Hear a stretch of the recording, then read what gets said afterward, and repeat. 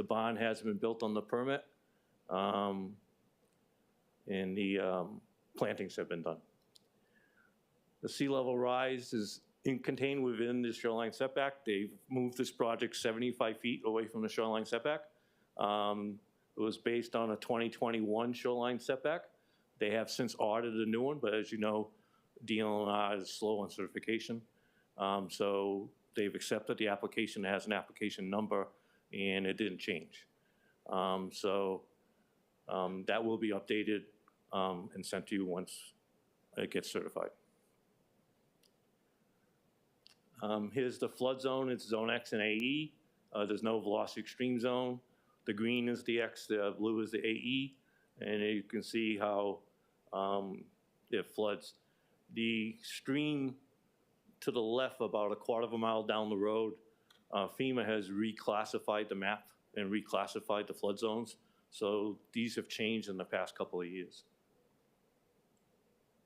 It goes up to about Category 3 without being affected to a hurricane surge, but it's common to most of all Haleiwa and Waialua.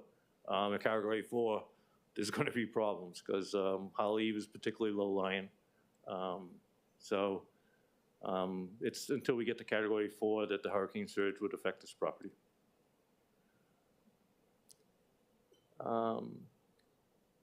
This doesn't affect any U.S. Fish and Wildlife related activities. We talked to them. I was also has item coordinator in charge of Dillingham Airfield and actually did the wildlife habitat assessment over 2 years, counted over 30,000 birds to impact the runways of Dillingham Airfield. So we're well familiar with the species that occupy the area. The albatross pretty much stay confined to Canada Point. The only species, again, we saw on this property is Pacific golden plover. Down the street, by that stream are moorhens, but they don't come onto this property. It's way at the top right of this picture. The critical habitat's up in the high parts of Peacock Flats. Again, thank you for allowing us to present this project. Again, we'd like to thank DPP Planner Christie for her help on this project and advice and guidance. So we hope that under this project that you graciously pass the resolution for this project. Thank you. Thank you very much, Mr. Howland. Councilmember DeSanto-Stan. Thank you, Mr. Howland, for your presentation. I had just some questions about the kinds of plants that are grown here. I understand it's a landscaping farm.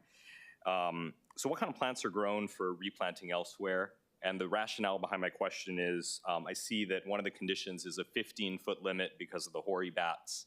And so I want to make sure that the plants that are grown would be under that because it doesn't really make sense otherwise.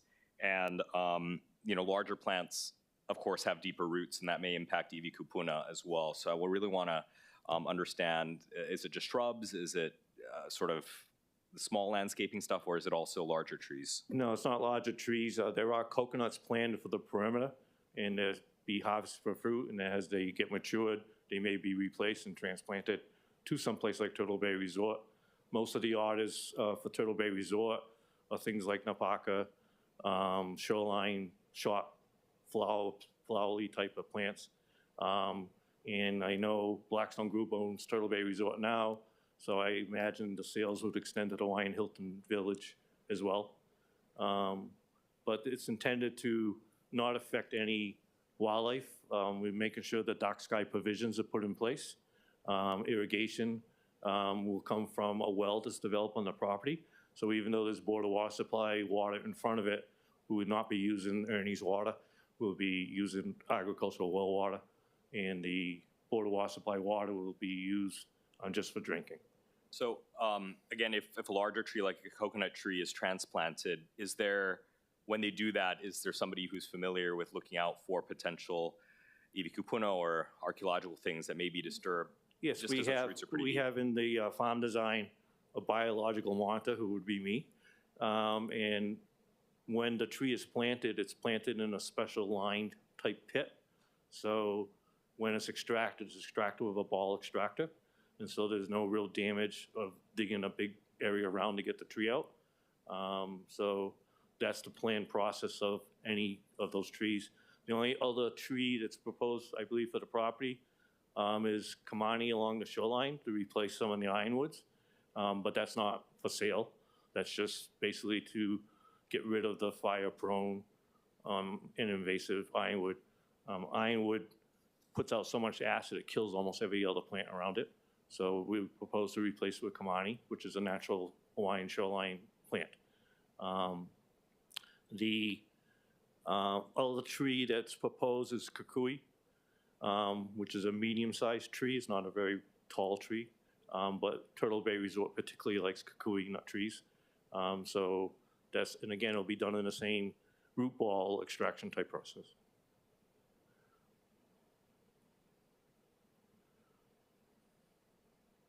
Okay. Any further questions for Mr. Howland? Okay, Councilmember Kiaina. Thank you. I also have questions about the agricultural activities. Before I talk about the plants, can I first talk about the structures? Are these homes to be used for family and for farm workers? Just for family, one is for the son, Rob Alston, and one is for the father, Paul Alston. And is And their wives. who is going to be overseeing the activities of the agriculture activities? Mostly Rob, The son, right. the son, correct? So the Alston family owns what's it, Huckleberry, was it? On the Big Island, they own a Huckleberry farm. They're currently farmers. He's the lead counsel for Denton's, Paul Alston. But he also Yes, I'm familiar with Mr. Austin, and And I know so- his daughter well. So he also owns property in the Big Island where he runs a farm there. Okay. And Rob runs one on Maui. Okay, so separate from the structure, is there going to be a pool here? I believe they do have a pool attached to the main dwelling, yes. Is there a dwelling now? No, So is it going to be underground or above ground? I'm not sure. So you heard my comments for the previous project. There Right. is grave concerns about pools. Right. So this is the same circumstances as the other projects. You're likely going to hit Iwi Kupuna. Yeah, we would normally think so, but one of the problems is this was extensively sand mined by Dillingham Ranch to a great depth. So there's no real sand left outside of surface beach sand that's washed, blown in. So a pool's not as deep as what Dillingham Ranch dug.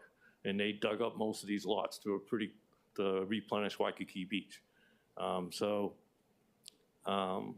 Again, we would be responsible to make sure that if anything is encountered at all, work is Okay. immediately to stop. Okay, can you describe for me again the agricultural activities? I mean, how many plants are we talking about? And by the way, of course, I'm sensitive to the fact about importation, but we do have a lot of nurseries, including native plant nurseries along the windward side Right. in Kaneohe, and of course, my Waimanalo. district of Waimanalo has tons of plants. Right. So I hope Turtle Bay is going to share the aloha and give business to other current nurseries. I do have concerns, and I come from a nursery family, so I'm well-versed in landscaping needs and plants in the ground and above ground, and I guess I just want to know a little more. I think the majority of plants here on the beach side should be above ground, not planted. Right, there's raised beds proposed so that we don't have to worry too much about digging as much. Got it. And as I said, the soils on the site are poor, so raised beds, you're allowed to bring in soil amendments Okay. to have the proper type of soil. Okay. And so- so how many, what percentage of the property is going to be in agricultural activities? Over 70%. 70%? Okay. And, okay, thank you. We just had a recent town hall in Waimanalo on invasive species, so just be careful about the the coconut rhinoceros beetle and the little fire ant. So, thank you. You're welcome. Any further questions for the applicant? Okay, if there is no further questions, may we proceed on to the director. Director Apuna.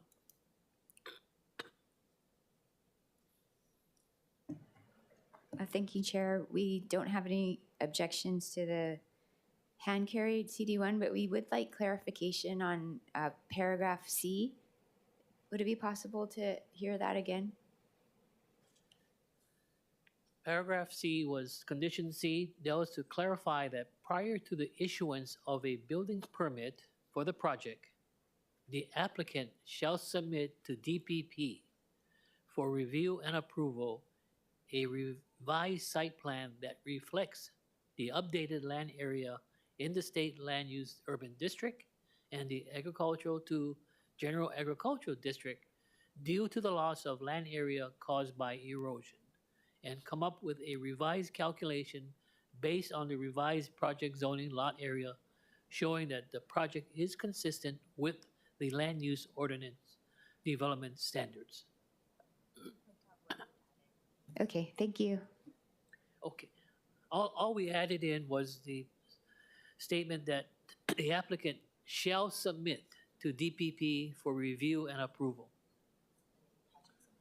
And Thank you. also a revised project zoning. Is that okay? Yes, thank you, Chair. So I just gave you folks more work to do. Okay, Thank thank you. you. Any further discussion? Okay. If there is no discussions for Director Apuna, we could move on. We'll now proceed with the remote testimony. Madam Clerk, do we have any remote testifiers? Yes, Chair, Oh. we do. Okay, great. We have Miss Angela Young. Good morning, Angela. Hello, Chair. Yes, please proceed. Did we just talk about seabed mining? No, not seabed mining. I think the speaker didn't say anything about Sand. mining. Sand mining. Sand mining, not sea mining. Not sea, not the ocean, not the bottom of the ocean, which is sea mining. This is just sand Okay. mining. Oh, Yeah. okay, Yeah. okay. So, okay, Angela Melody Young testifying on behalf of CARES in support. So I was gonna say something about the bats. Because if there are going to be trees there, so sitting in the middle of the Pacific, Hawaii is the most isolated island in the world. And all species of plants and animals arrive either on the wind, waves, or their own wings. The only native terrestrial mammal in the islands is no exception, the Hawaiian bat, and it is related to the North American bat. It first landed in the islands a mere 10,000 years ago, and it travels 2,000 miles across the ocean, and it is assisted from the trade winds. And the bat is the only remaining native land mammal in Hawaii, and it is now listed as an endangered species. And contrary to popular belief, these bats do not often dwell in caves or the island's many lava tubes. These nocturnal creatures instead roost in trees. At around sunset, the bat flies to the trees to forage on insects like moths. And threats to the endangered species include destruction of habitat and collisions with wind turbines, barbed wire fences. Ms. Young, can you summarize your testimony? You were educating me on the hoary bat, which is great, but this is a application for a SMA permit. Okay, I was just, the point being is that it contributes to the biodiversity of our planet. Correct. And if it affects the trees, then it should be noted. Thank you.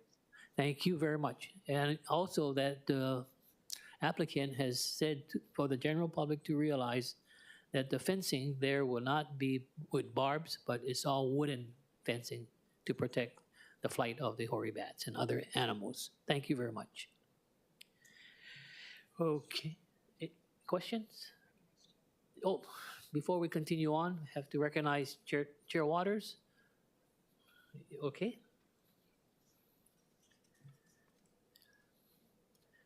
Madam Clerk, is there anyone else to testify by remote testimony? Chair, there are none. Thank you very much. Now we'll proceed with in-person testimony. Madam Clerk, do we have any other person to testify? Chair, there are none. Okay, if there's none, at this point in time, members, we are in discussion in regards to Resolution 23-181, Sure. Okay. So at this time, the chair would like to recommend that Resolution 23-181 be amended to the posted Committee Draft 1 as further amended as we discussed to amend Condition C to read in its entirety once more prior to the issuance, which is the present language right now, prior to the issuance of a building permit for the proposed project, the applicant, now we're amending it, shall submit to the Department of Planning and Permit for review and approval a revised site plan that reflects the updated land area in the State Land Use Urban District and Agricultural District 2 General Agricultural District due to the loss of land area caused by erosion as shown on Exhibit E, the 2021 Certified Shoreline Survey.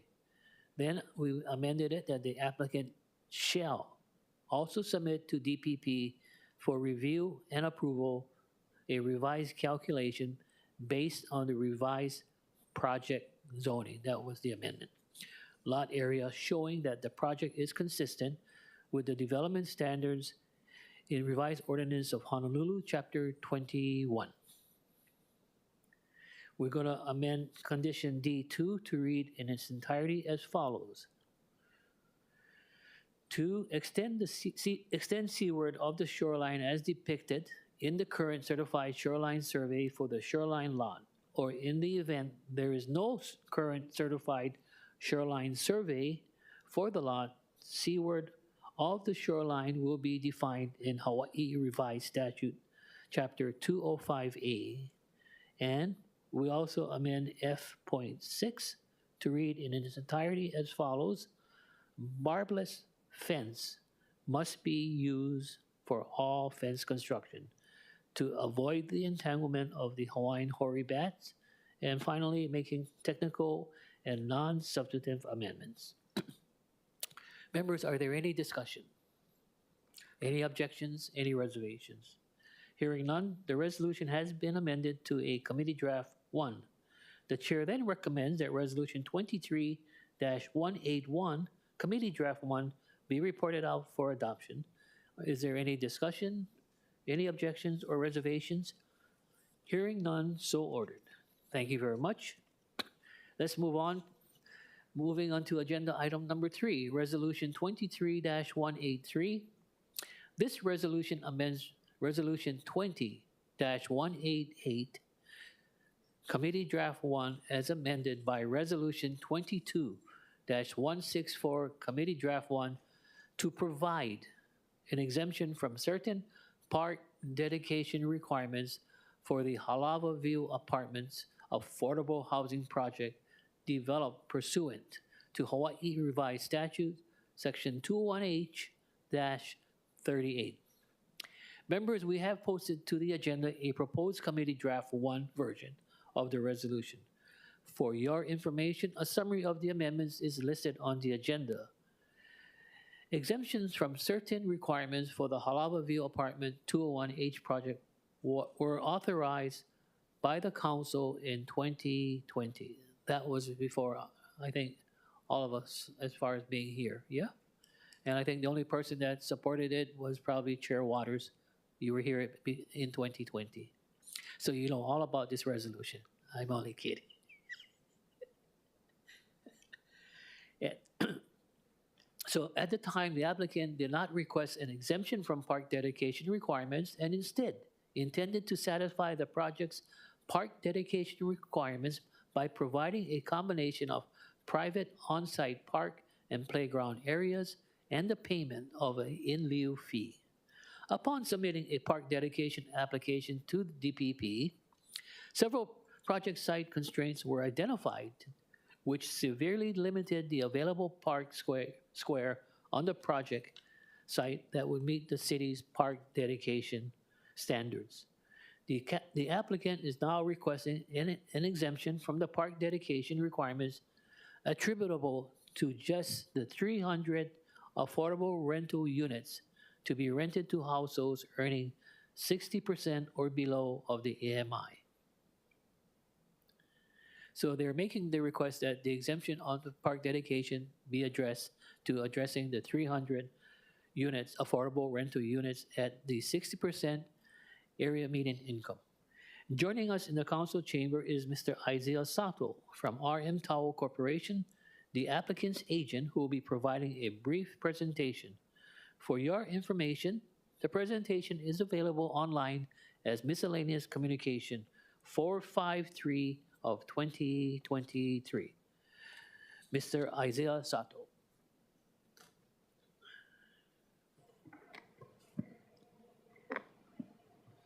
Thank you, Zoning Chair Say and members of the Zoning Committee and Chair Waters as well. Thank you for having me here today to present this project.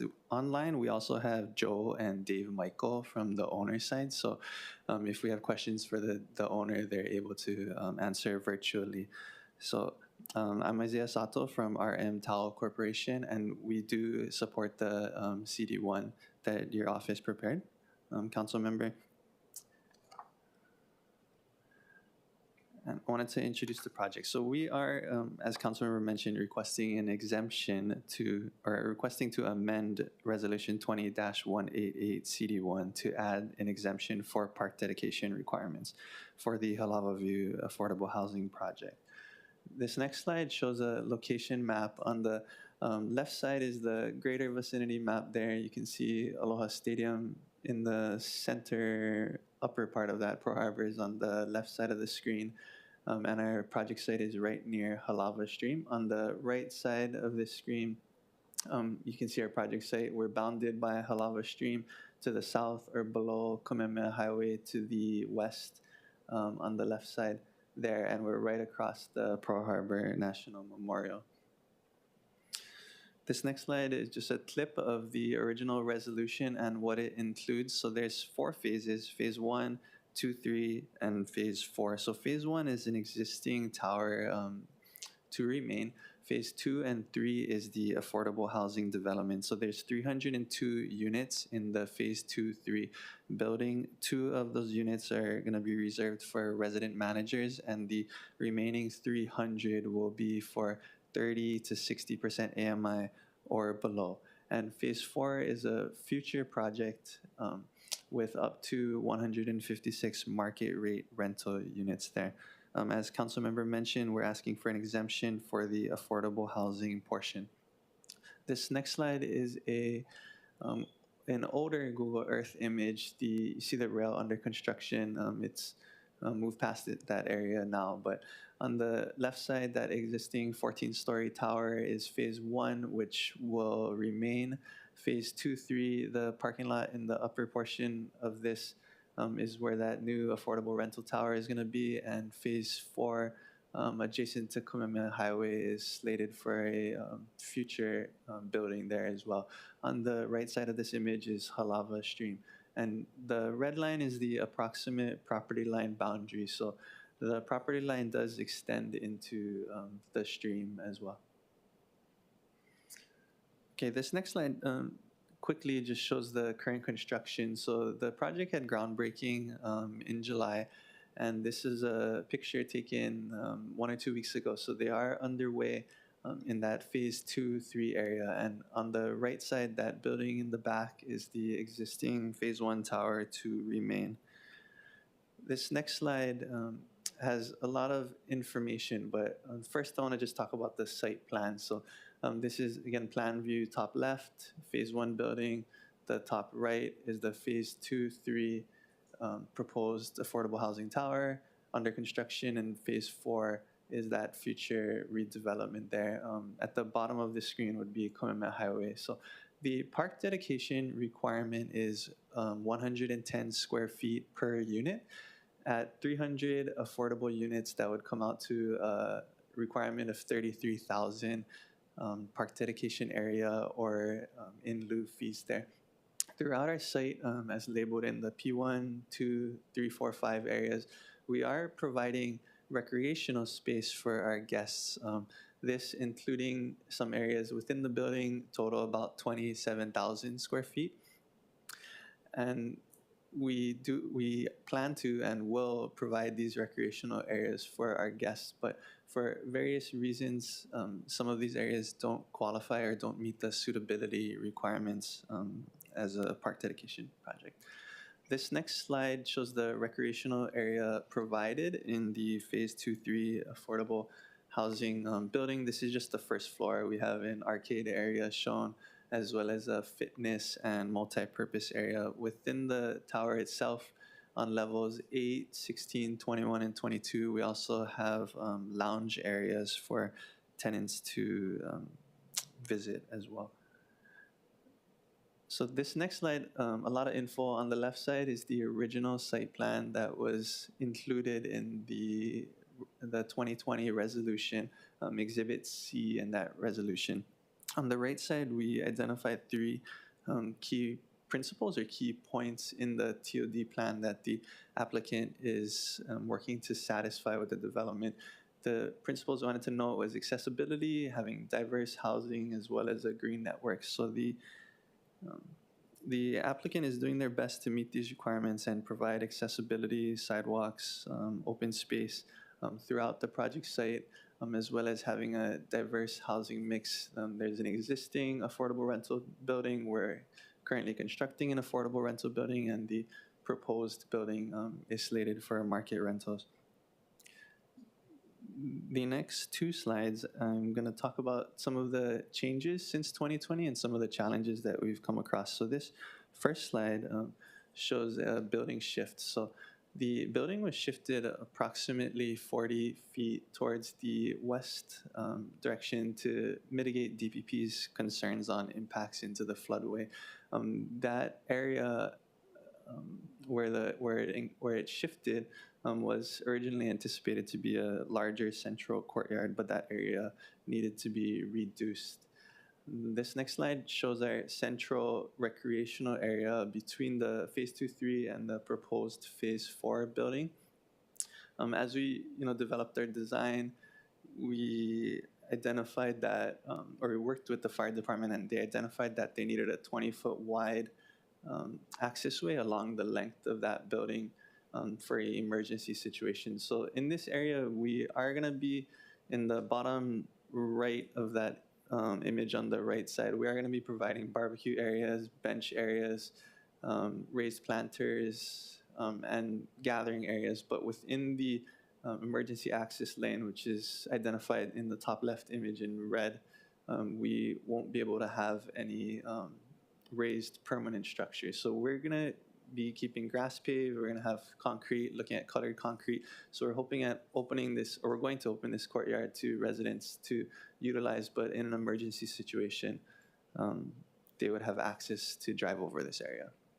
And this last slide is the same as the previous slide, but in summary, we are requesting to amend the original resolution to allow park dedication exemption for the affordable housing units. The applicant is still using a significant amount of money to improve these park areas that don't necessarily meet the suitability requirements for park dedication. Thank you. Thank you very much. Members, any questions? Councilmember Kiaino, followed by Wire. Okay, go right ahead. Oh, are we Question for the applicant. developer? Oh no, I'm for. I have questions for DPP. Okay, no. Anything for questions for the applicant? Thank you, Chair. Yes. Just quickly, well, Mr. Zato, thank you for being here. I'm just making sure I understand. So it was going to be an outdoor courtyard that was removed in that area where the flooding occurs? So there, I'm gonna go use this image. So the area between the phase, in that right image, the top right corner is that proposed new building. That area in dash is a future Phase 4 building. So we have a central courtyard area. That building in the top right shifted towards the left side of the screen, 40 feet. So if we had that additional 40 feet, we would have been able to have a larger courtyard area. So we still do have a courtyard, but the size is a little bit reduced. Okay, so the building itself was moved, and I know you said that earlier as well, to accommodate the flooding or the stream flow. Yeah, that's correct. Okay, no, I appreciate that, because I would assume like the floodplain area could be used for recreation but the recreation you anticipated was inside the building that moved. So the Or sorry if that makes sense, but no, that does make sense, and I don't want to speak for the department, but they do have requirements to what becomes a suitable park. They don't want an area that's with a steep slope, for example, that's not able to be used by guests. Areas like this emergency access lane that would need to can't be a continued use of a park 100% of the time in perpetuity. Don't necessarily count, so we weren't able to use some of those areas. okay, appreciate that. Mahalo, Chair. Okay, any further questions? Councilmember DeSantos Sam, Chair, I have a question. If there's someone from the Parks Department, Parks? Anyone from the Parks if not, I'm Department? sure I can submit something in writing. Okay. Would you like to pose a question to the next testifier, which is Director Apuna on that? I'm not sure if she'd have the answer to it, but I guess I'll just ask the question to the ether that, we continue to charge park dedication fees, and I'm not entirely sure where all this money goes. Obviously, in this area, there's not room for parks, so we're paying this out. But I also don't know what other improvements are being funded by this. So I want to make sure that if we're going to be requiring developers to pay or giving an exemption, we're responsible for where that money goes, or if we're not getting that money, how we do those improvements. Okay, we'll probably get that answer for you. Okay, any questions for the applicant at this point in time? Mr. Sato? Thank you very much. We can move on to the Director of Department of Planning and Permitting, Director Apuna. Thank you, Chair. We have no objections to this resolution, but we're here for any questions. Okay, Councilmember Cordero, please. Thank you. Hi, Director. Thank you for being here. During the time when not just this specific project, but like any project provides plans for that's near any stream or any body of water that may or may not be, I guess, built upon or developed upon, what type of software does DPP use to check, I guess, the plans that they submit? As far as the permitting or the Yeah, just For I guess I don't want to say assisting, but further checking up on like what is developable, if that's a word, on particular properties. So I think there's a lot of different, not necessarily software, but resources that we check about the conditions of the property and what is on the property that might affect the development. So there's definitely research on the part of DPP as well as the applicant. Is it something more specific? So if there's streams, the applicant should identify all of those things on the parcel. Right. I guess because the parcel just has high overgrowth, and it just kind of just looks like there would be enough land there to, I guess, build or develop upon. So I just want to know, like, if DPP has any other reassurances to ensure, I guess, assistance to developers to make sure that the full property is able to be used. Yeah, I mean, I think it's a due diligence on the part of the applicant, and then we double check and see if there's anything missing to make sure that the development is consistent with or accounts for all those different variables on the property. Okay. And no, I think that's it. Thank you. Thank you. Okay, any further questions? Councilmember Kiaino. Thank you. Director, I understand that when the project was originally approved, the applicant intended to develop playgrounds and other park areas as well as pay in lieu fee rather than apply for exemptions from park dedication fees. Is that correct? I believe that's correct. And due to the listed constraints, they can no longer build any playgrounds and park areas that meet dedication requirements. Is that correct? Yes, I believe that's correct. So I understand that they had planned a central courtyard and the set-aside naturalized area next to Halava Stream. Oh, I'm sorry that they do not meet park requirements, but is the developer still intending to set aside those areas for public use? I believe so. Maybe Mr. Sato? Yeah. Would you like to respond to Councilmember Kiana's question? Thank you, Councilmember Kiana. The areas we showed on the ground floor plan are the areas we are going to have for our residents there. So that includes the central courtyard area. Oh, so, yeah, what about the area next to Halava Stream? The development goes, I guess, up to near the slopes of Halava Stream. So a resident will be able to, I guess, come to the edge of that slope and look towards it. We aren't providing a specific recreational access in the stream or at that point, but And can someone explain to me, maybe I missed it, so what about the in lieu fee that was originally proposed? as I guess the design developed and we worked with the department, we're asking for a full exemption for affordable housing units. So the market units, we do intend to provide additional space or provide in lieu fees, but for the affordable units, we're asking for an exemption from these fees. So Director, thank you. Director, you guys are okay with that? Yes, we're okay with that. Okay, thank you. Okay. Councilmember Wire, please. Thank you, Chair. Mahalo, Director, for being here. And sorry, I might just be missing or not fully.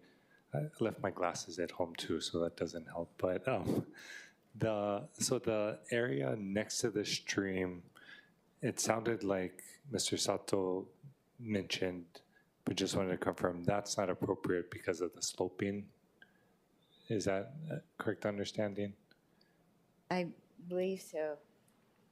I'm going to have Liz Perfect. Krieger speak to this. Thanks. Always welcome.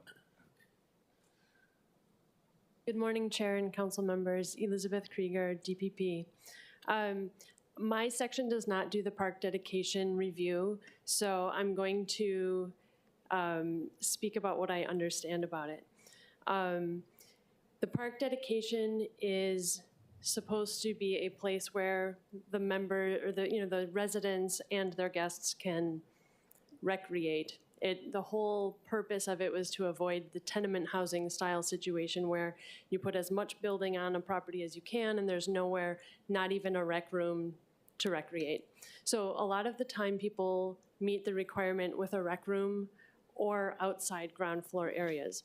The thing that they're also trying to do is meet all of these other requirements, like all of their landscaping requirements, all of their parking, loading, and a lot of the time they'll try to double count some of those spaces that are clear from ground to sky. In the case of a wetland, they're going to look at that as a proposed recreation area and say, no, we can't allow a wetland stream to be utilized as a recreational area. When it first came through the 201H process, because of the level of conceptualness of the plans and their assertion that they could meet those outdoor recreational areas because it was a large site with a lot of outdoor space, I think that we accepted that assertion on the part of the applicant. And then later found all of these other constraints, again, with kind of that double counting, which is, I think, a very common thing that developers have to work through because they have multiple strains of plans going to the department and to different sections of the department. So our site development division often comes in with the grading and the park dedication and the access lanes and the parking and all of those elements. And that's often when an applicant finds that they've cut things a little too tight.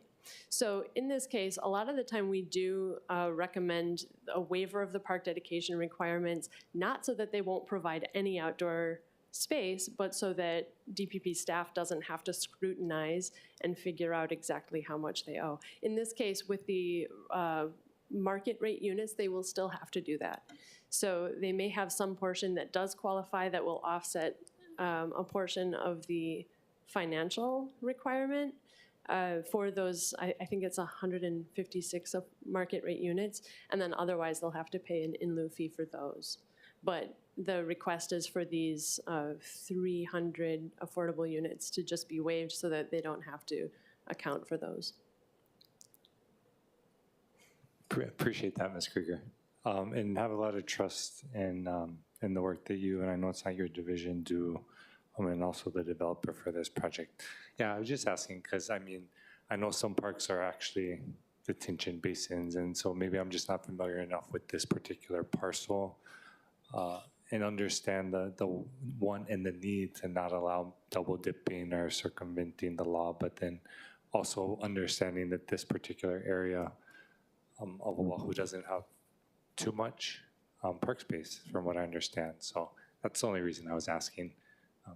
Yeah, so that's exactly what I think a lot of developers are thinking, because on one side we have, say, a limitation on the percentage of a lot that can be covered by buildings, and so these detention basins account for that. So they meet the LUO requirement for that, and they also can be used in daily life, maybe for kids running around, but for purposes of the park dedication requirements, they don't meet that. And the park dedication requirements are very specific, and the question about where those funds go, I don't know that, I can't answer that, but I know that residential projects are all required to be reviewed for park dedication requirements. That's really helpful. Is it worth, not now, I'll wrap up my question share because I know I have a full agenda, but I'm wondering if it's worth evaluating whether park dedication requirements should mirror more LUO requirements, or if that would undermine the whole process. If you have feedback on that, feel free, but. Yeah, the park dedication requirements are part of the subdivision ordinance. So for a classic, like laying the ground for a ho'opili kind of situation, the subdivision process would also incorporate the park dedication requirements. So they would have a certain amount of park space that they know that they need to provide within the community. And so that is where conceptually it's much easier to understand how it's been applied, but it also is applied for condo towers and apartment buildings, and then it's a little bit more like people have been allowed to get more creative by having rec rooms, and then in urban areas where they can't, they're providing this in lieu fee, which goes to the Parks Department. But again, I don't quite understand what funds all of that goes into. Okay, mahalo for that. Mahalo, Chair. Okay, Councilmember Kiaina. Last question. Yeah. I just want to make sure that, so you guys have assessed and weighed the circumstances. You would not be recommending this for all projects, correct? That's correct. I think for most 201H projects, when they request this, we do usually recommend approval for the affordable units only. So in this case, the manager's units are not exempt. The for market rate units are not exempt. Okay. I just want to make sure there's a process in place, a fair process. Okay, thank you. Okay, any further questions? Councilmember Cordero? No, this is, okay, members, can we proceed on? At this point in time, Madam Clerk, do we have any remote testifiers? Yes, Chair, we do. Okay, we have Mr. Joe Michaels. Mr. Michaels, are you on?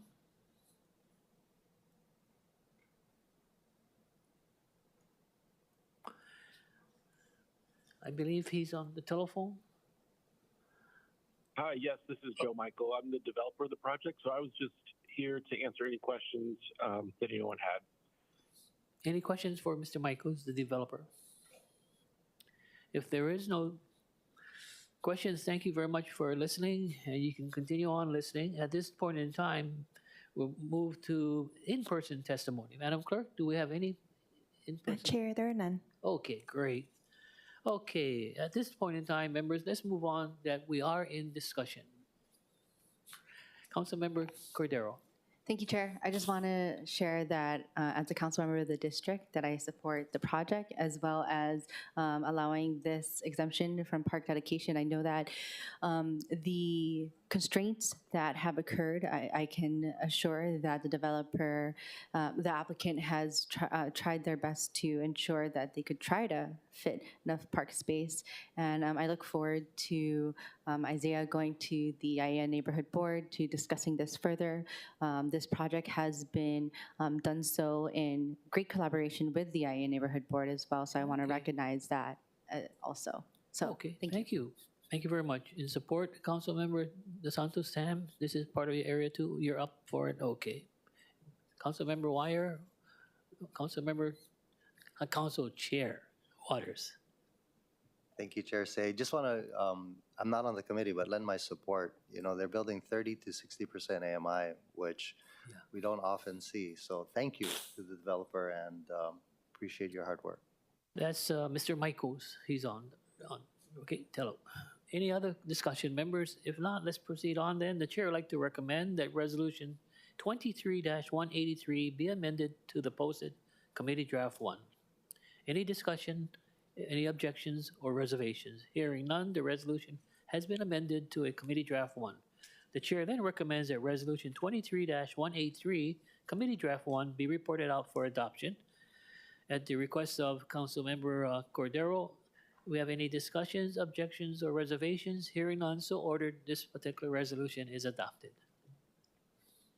Let's move on, members, to agenda number 4.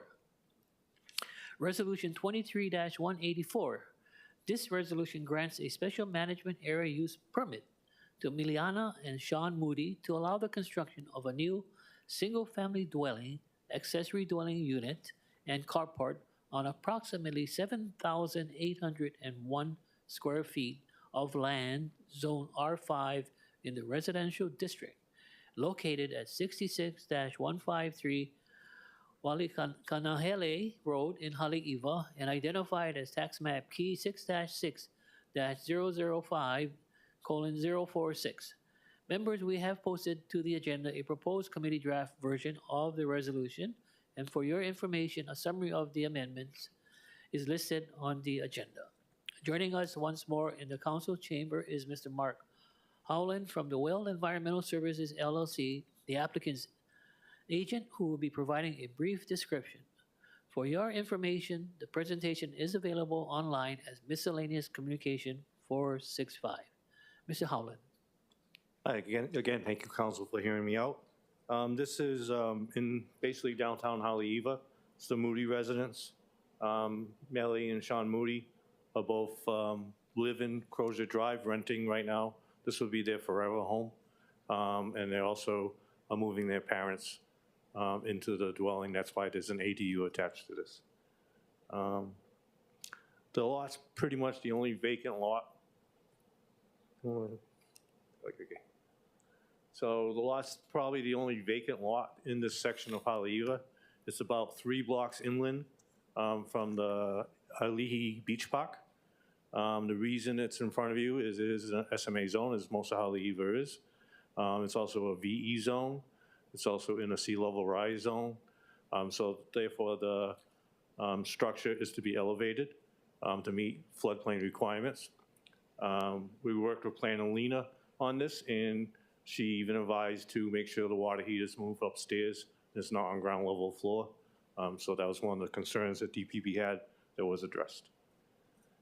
I noticed in the resolution you're asking for permeable material. We've asked for the driveway to be permeable as well as under the dwelling. If you've ever been to Roy's at Turtle Bay, they use geowebs on the path that goes down to the beach. And geowebs can be filled with either grass or pea stone and keeps it permeable. So it'll be a permeable driveway. I don't know why that slide was in there. So this is the action location map. As you can see, it's surrounded by many other dwellings around. It's pretty much the only vacant lot on that corner. It's treeless, doesn't have any trees on it at all. It's just basically a grass lot, pretty much level. It's currently used by neighbors as a parking area, and so they might get upset, but it is owned by the Moody's. The property, we did a presentation in front of the North Shore Neighborhood Board. which they actually voted to support and approve this project. This is a planned placement of the dwelling on the property. It'll have access coming from the streets on either side. And as I said, we've recommended, and we'll make sure the plans show that it's permeable driveways. This is kind of hard because there is a slight beach loss in the beach park, but the beach park is roughly 450 feet away from this property. So the shoreline is not as much of an issue. It's more the floodplain issue of being in a VE zone. As you can see, it's that black dot in the center is where that lot is located compared to Haleiwa Beach Road on the left. So it's pretty far inland. So they decided to build this house. Again, this is going to be their forever home. It's not intended for vacation rentals at all. So this is just for local residents who currently rent and want to move into their own house. As I said, it is in the sea level rise. Most of Haleiwa is. So that's why it's elevated as much as it is. Again, it's in the VE zone, as again, much of Haleiwa is, which is one of the triggers for this SMA filing.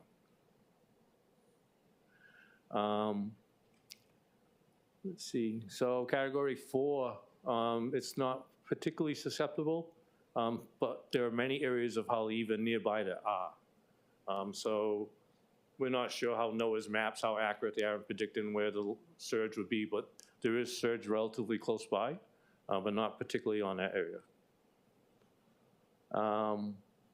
It won't affect any wildlife habitat, or there's no wetlands involved.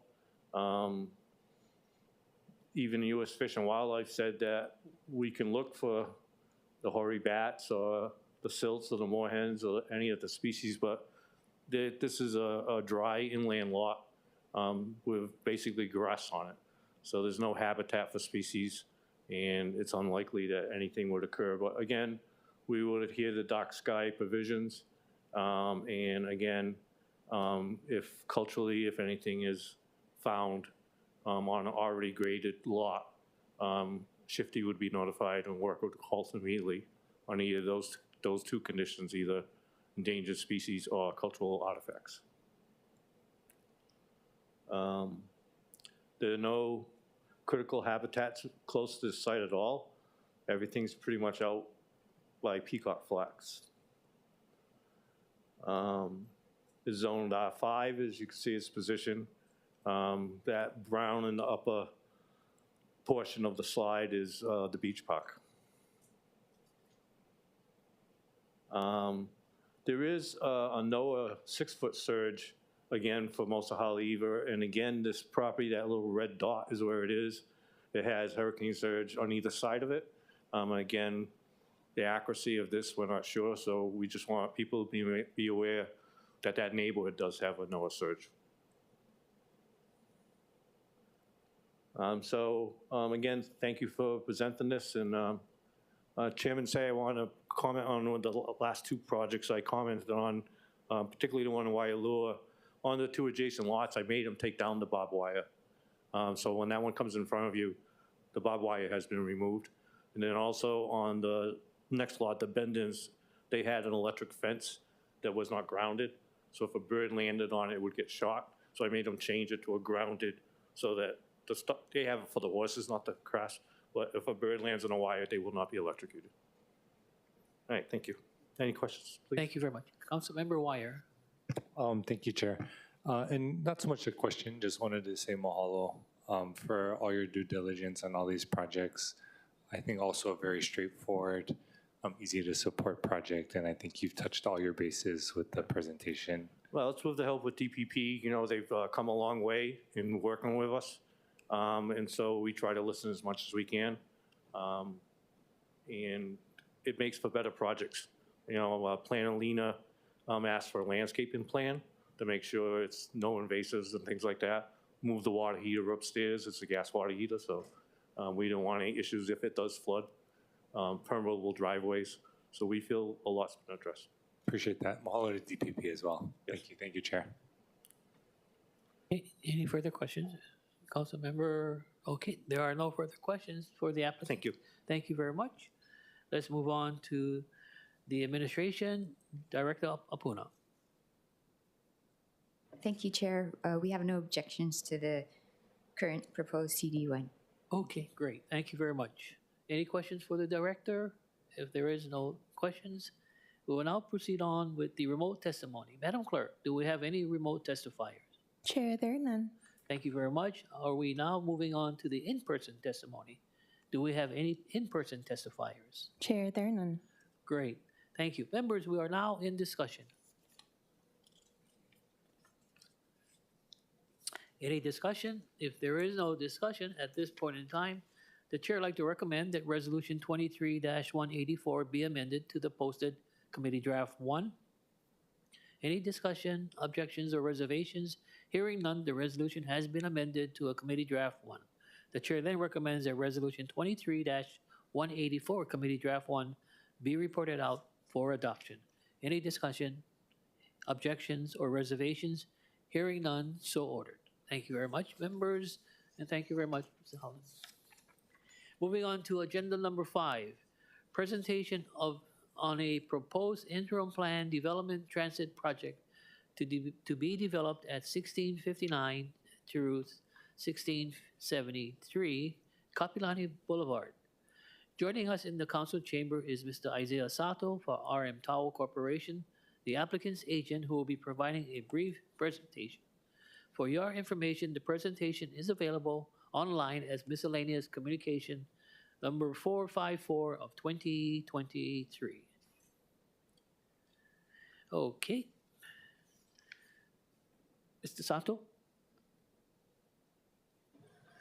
Thank you, Zoning Chair Say and members of the committee and Chair Waters. Thank you for having me here today to present on this project. I just wanted to start off by mentioning that this is for an informational briefing only.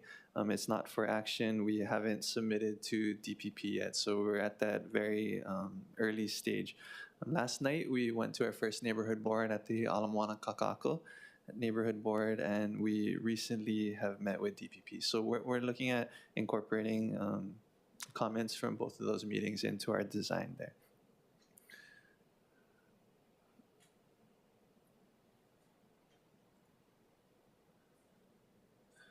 So our project, the developer or the applicant is KCR Development, and we're proposing to construct a mixed-use project comprised of approximately 627 market for sale and affordable for rent residential units. We're looking to get entitled through the IPDT process, the Interim Plan Development Transit, and through this process, as you know, we're able to develop up to the height and FAR that's identified in the Ala Moana TOD plan, subject to a commensurate provision of community benefits. For our site, it's 400 feet and 10.0 FAR. This next slide shows a vicinity map.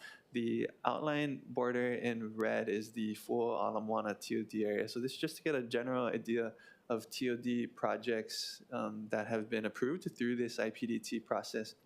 In green, those three projects are developments that have either been constructed or are under construction.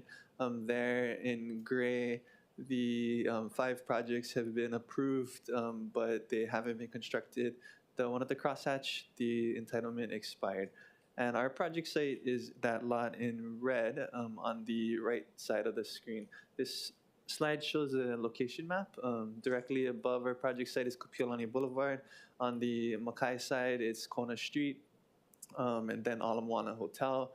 Near the right side of the screen on the Waikiki side, it's Atkinson Drive, and of course across the street is the convention center there. So immediately next to our lot on the Eva end is Kapiolani Residence, the 400-foot development under the 201H. And on the east side of this lot is the proposed Mandarin Oriental project. Our project site, the lot area is about 56,000 square feet, and the LUO zoning is BMX3, business mixed use. And at the existing site, there is single-story commercial food and beverage establishments there. This next slide shows our conceptual program. Starting on the right side of the slide, the residential units, we're proposing 627 units. In our current conceptual program, we have 515 market for sale and 112 affordable for rent units. The affordable for rent units would be at 80% AMI for 30 years. The commercial area on the ground floor is approximately 9,200 square feet there. On the left side of the screen, we just show our conceptual program. On that ground floor, we have that commercial area, lobby, back of house areas. Levels 2 through 9 is a proposed parking podium levels, and levels 10 through 18 is a mid-rise building that's fronting Kapiolani, and the remainder of the tower goes up to the 43rd floor or 400 feet there. This ground floor plan, quickly orienting yourself, the top side of the page is Kapiolani Boulevard, the lower side is Kona Street there. On Kapiolani Boulevard in purple, that's where we're planning our large area of commercial space to kind of activate that street frontage. Excuse me. On the right side of this plan, there's the driveway that connects Kapiolani Kona Street, has the porte cochere area as well as the lobby area in orange. Levels 2 through 9 is the parking area. Starting from level 10 on the left side of the screen, it's going to be a mix of a recreational deck and a residential area. The top portion in blue is that mid-rise portion of the building. The kind of going up and down on the screen is a mix of lounge areas, party rooms, kids' playrooms, as well as some residential units as well. They are proposing a pool and some open space on their rec deck. On the right side is a typical floor plan on 11 through 18. So the 11 through 18 floor currently kind of looks like a T with the top of the T along Kapiolani Boulevard there, which we call the mid-rise portion. On the left side of the screen, we have floors 19 and 20. So on the top of that mid-rise, they are going to proposing to do another recreational space there. And the base part of the T is the remainder of the tower that goes up to the 43rd floor or 400 feet there. This slide is two elevation views. On the left is the elevation facing Kapiolani. So if you're, or from Kapiolani, if you're standing across the street on the Malka side looking Makai, that's where you see that 8 or 9 floors of that mid-rise portion and the remaining height of the tower up to 400 feet. On the right side of the screen, this would be a second elevation from the east side or the convention center side there, where you see the full length of the tower. At the far right, you can see that mid-rise going up just a portion of that height there. Just really quickly, I wanted to talk about our tower proximity there. From Kapiolani residence, that mid-rise portion is about 60 feet. And on the right side of the screen, it's about 170 feet from Mandarin. At the high-rise portion, the base of the T, I guess, is about 140 feet from Kapiolani residence or 90 feet from the proposed Mandarin Oriental there. So we are keeping as much distance as possible from the adjacent buildings for the main high-rise portion of this to help preserve as much of that corridor as possible.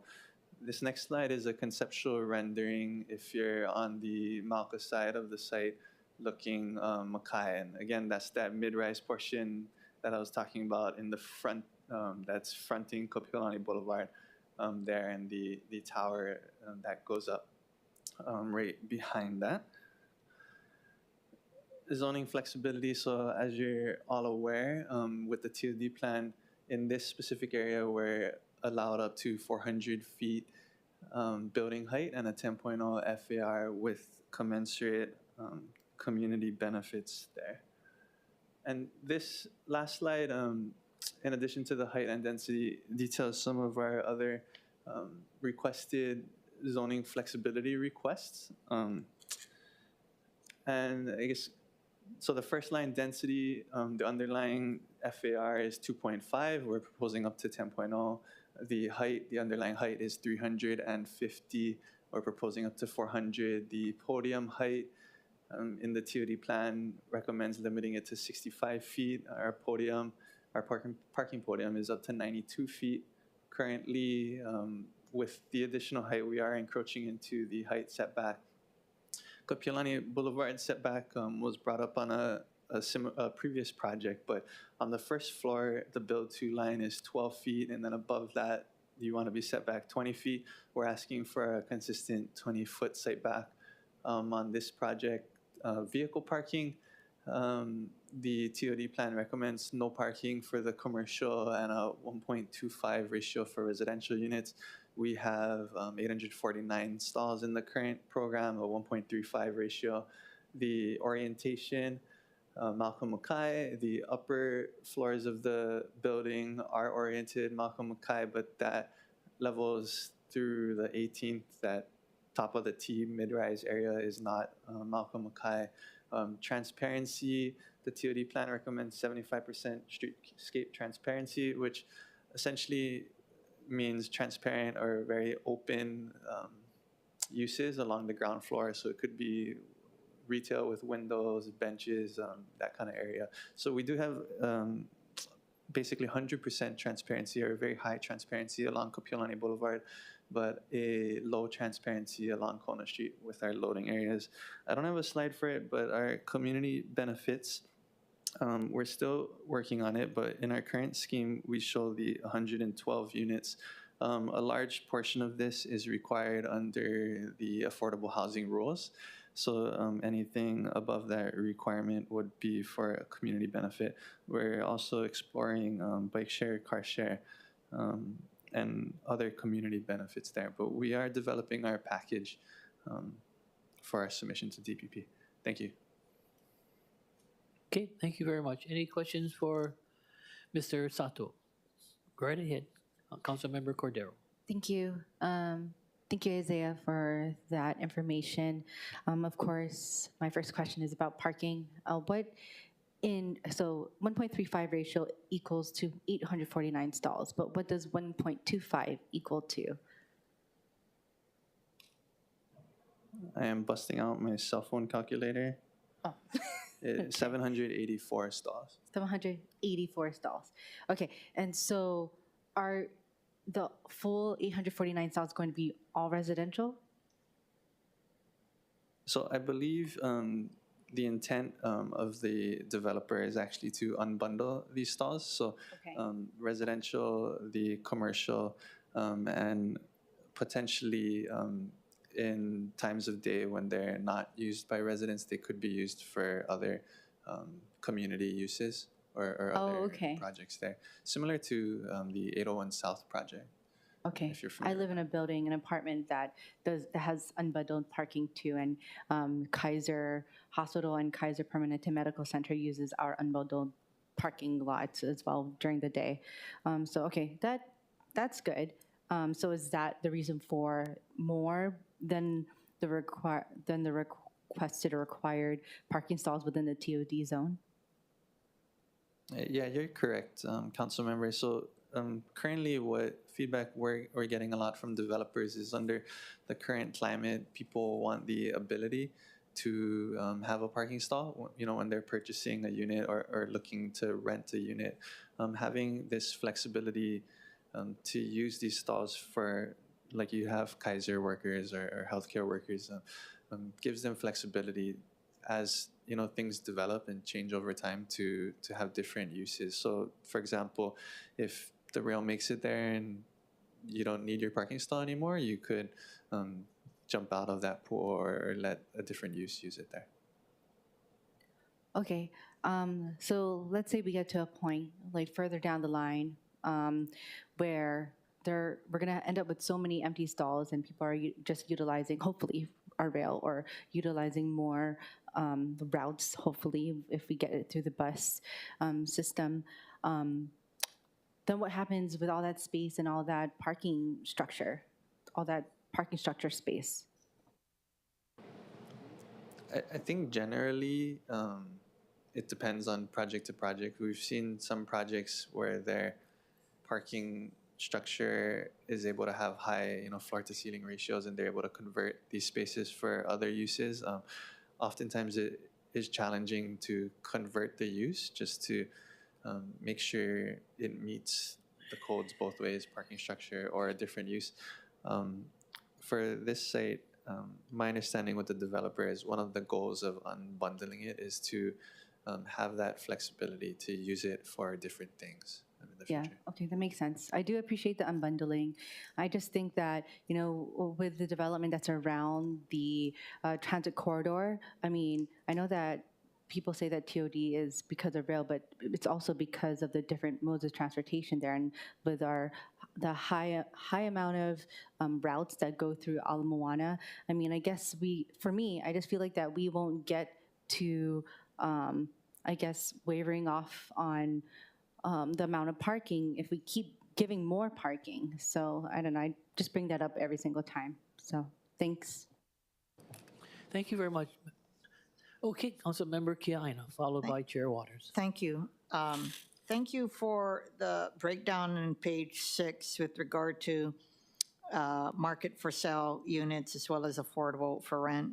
Could you tell me the breakdown of the AMI for the affordable for rent units? So currently the AMI is anticipated for all of them to be at 80%, AMI and below for 30 years. That's the required units and the portion for community benefits. Oh, okay. And beyond that, is there any other community benefits you'd like to elaborate on? We don't have anything shown right now, but we are exploring, of course, bike share, potentially car share. There is a pedestrian access on the west end of our site, or I guess a pass-through between Kapiolani and Makaloa, but we'd want to work with DPP to see if that can be a good benefit, that people can pass through, the city can get an easement, as well as to make sure it's, something safe. And I'm assuming you're in contact with community. Yeah, so we did our first neighborhood board last night, and we contacted our neighbors and the vicinity. Okay, and when I say community benefits, so that maybe they can share mana'o about what their needs are as you're identifying what other types of community benefits could be added. That's what I'm looking at. Thank you. Thank you. Okay, Chair Waters. Okay, thank you. Good morning. What is the underlying zoning for that area? Is it 350 height-wise? Is it 350 or 250? 350. 350. At this area, yeah. In this portion of Kapiolani, it's 350. A little more west, it's 250. 250, okay. Yeah, it's hard to tell on the map located on page 13, which I believe you took directly from the Ala Moana TOD plan, right? Yes, that's correct. Okay. So the height bonus would be 50 feet. Yes. That's approximately 5 stories. Approximately, yeah. Okay.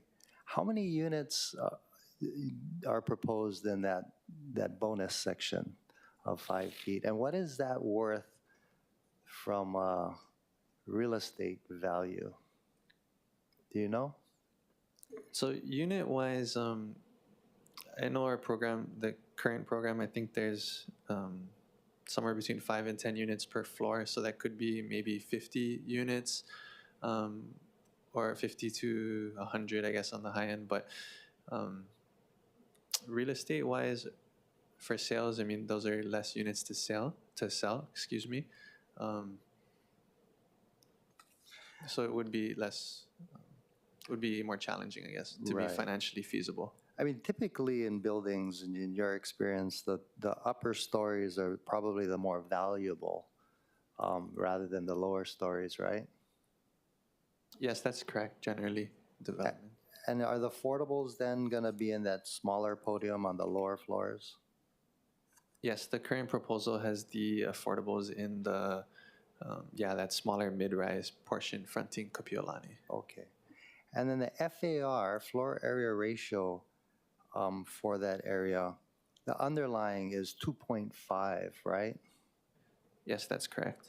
And the TOD plan says that you can go up to a 10 FAR as a bonus, right? Yes, that's correct.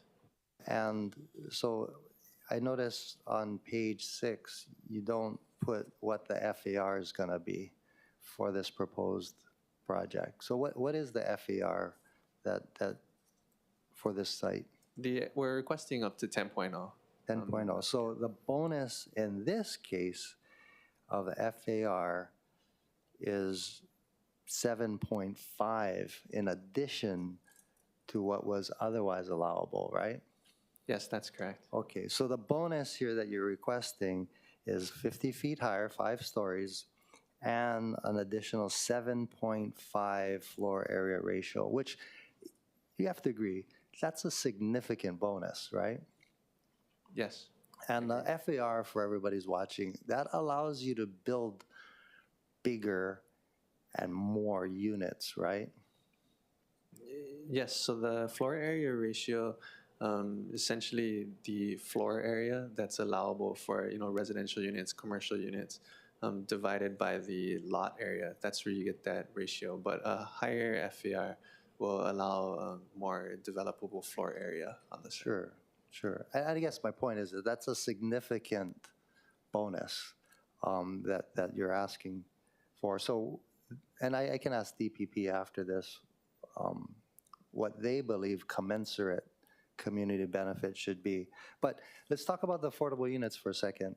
So there's 112 affordable units, rental, they're not for sale, right? They're rentals. Yes, for rent. And they're at 80% AMI. Yes. And that actually is required within the Ala Moana TOD plan, right? Yes, so a portion of that is required, right? And the remainder is benefit. Okay. Can you give us the breakdown of the affordable units? Are we talking about 4 bedrooms? Any 4 bedrooms in affordable units? Probably not. So in the building, the full building, we don't have any 4 bedrooms. We go studio up to 3 bedrooms. The current unit mix on the affordable side, I believe, goes from studios to 2 bedrooms. So on the affordable side, how many of these 112 units are studios? In the first iteration, it was actually most of them, but my understanding, the architect was working at converting them to 1-bedroom areas. So I believe we'll have a low portion of studios, primarily 1-bedroom, and a lowered amount of 2-bedroom. So at this point, do you know how many units are going to be 1-bedroom, 2-bedroom, or studios? Not exactly at this point, but I think it looks like about 100 or 90% of it will be 1-bedroom right now. 90. And how many square feet are each of these units? How many square feet for the 1-bedrooms? I will need to get back to you on the specific square feet. I think the architect and owner may be online virtually if there's a Johnny there, but if not, I'll get back to you on that. I mean, this came up in previous projects where the studios were less than 300 square feet. That's why I'm asking. I'm just curious what it is on this. And if the developer is available, that would be super helpful. If not, that's fine if you get back to me later. Okay, thank you. The KCR development, correct me if I'm wrong, this is the same developer who wanted to build a condotel on this site, right? Yes, that's correct. Same developer, same site, new program. Okay, I remember this one. There was a wind tunnel problem back when it was initially proposed as a condotel. You're correct. Were we able to solve that problem? And you're correct, and we were able to work with a consultant to provide updated wind studies. We did hear some concerns, I think, from council as well as some of the neighbors, but we had done a wind study at that time, and we're in the works of updating that wind study or getting a new wind study for this project as well. So we anticipate it to comply and not have a problem there. Okay, awesome. That's all I have for now. Thank you, Chair. Okay, thank you very much. Councilmember DeSantos Tan. Hi, Isaiah. Thanks for doing this briefing for us. I'm sure more information will be coming when the actual permit arrives. But one concern that I've had is for these affordable units, the maintenance fee that they'd have to pay, is that rolled into their rent, or is that a separate surcharge on top of the rent? Because if we're saying 80% AMI, that's one thing. But if it's 80% AMI plus $800 a month to pay for the pool and jacuzzi and everything else, that's a whole different story. Yeah, generally, I mean, let me backstep. It is included in the max rent. This is a city entitlement, so the affordable housing requirement would be regulated by the city there, and they limit the at 80% AMI, they limit the income as well as the rental levels, and that needs to be all inclusive. So electricity, water, and maintenance fees there. Okay, thank you. Councilmember Cordero. Thank you, Chair. Hi, Isaiah. I was wondering, why can't we mix affordable and market units together? And the reason why I ask this is because if we are able to mix it, would we then be able to have more units or a higher percentage of units, affordable units, that could be 2 bedrooms? Thank you, Council Member, for that question. And in the current scheme, we do propose the affordable on that mid-rise portion. I think that's what you're getting at. In general, when we have mixed projects, what we've been hearing from developers, they have a lot of challenges with for rent, for sale, and I think it comes down to a lot of the condominium docs and how it's managed and operated. I'll have to talk more with the developer and see if they're able to explore mixing for this specific project, but we do hear that there's challenges to that. So the challenges rise from the management, mostly. I mean, because even if it's market, there's eventually going to be properties that are sold for market that then, past however many years may go out for rent. I mean, maybe rented out, right? I'll have to get back to you on some specific challenges, but what we've heard a lot of times, even the maintenance fees, which Councilmember Dos Santos Tam was mentioning, if they're separated, maybe their maintenance fees only needs to cover, the elevators in their building, but not the market side. And it comes down to a lot of management and various reasons there. But I'll get back to you on that. Thank you. Thank you. And also regarding about if we could have a higher percentage of 2 bedrooms if we are able to mix. Thank you. Okay, thank you. Okay, Chair Waters. Thank you. I just thought of something. So if there's 515 market units, 112 affordable units, what's the percentage of affordable on the whole project? We kind of did the math with our computer, but I'm just curious on our phones, but what is the official? Yeah, thank you, Chair Waters. It's right around 18%. So the exact count is, I think it's 17.8%. DPP has a room factor that adjusts for room size. If you use that room factor, it's a little bit over 18%, but we're right around 18. Okay. And that would be required if it was just a regular project, not without the increased height and density, right? You'd be required to do 20% AMI, 20% affordable, right? There is varied requirements on the product as well as the location. If you weren't in the TOD area or if you weren't going for additional height or density, the base requirement is lower.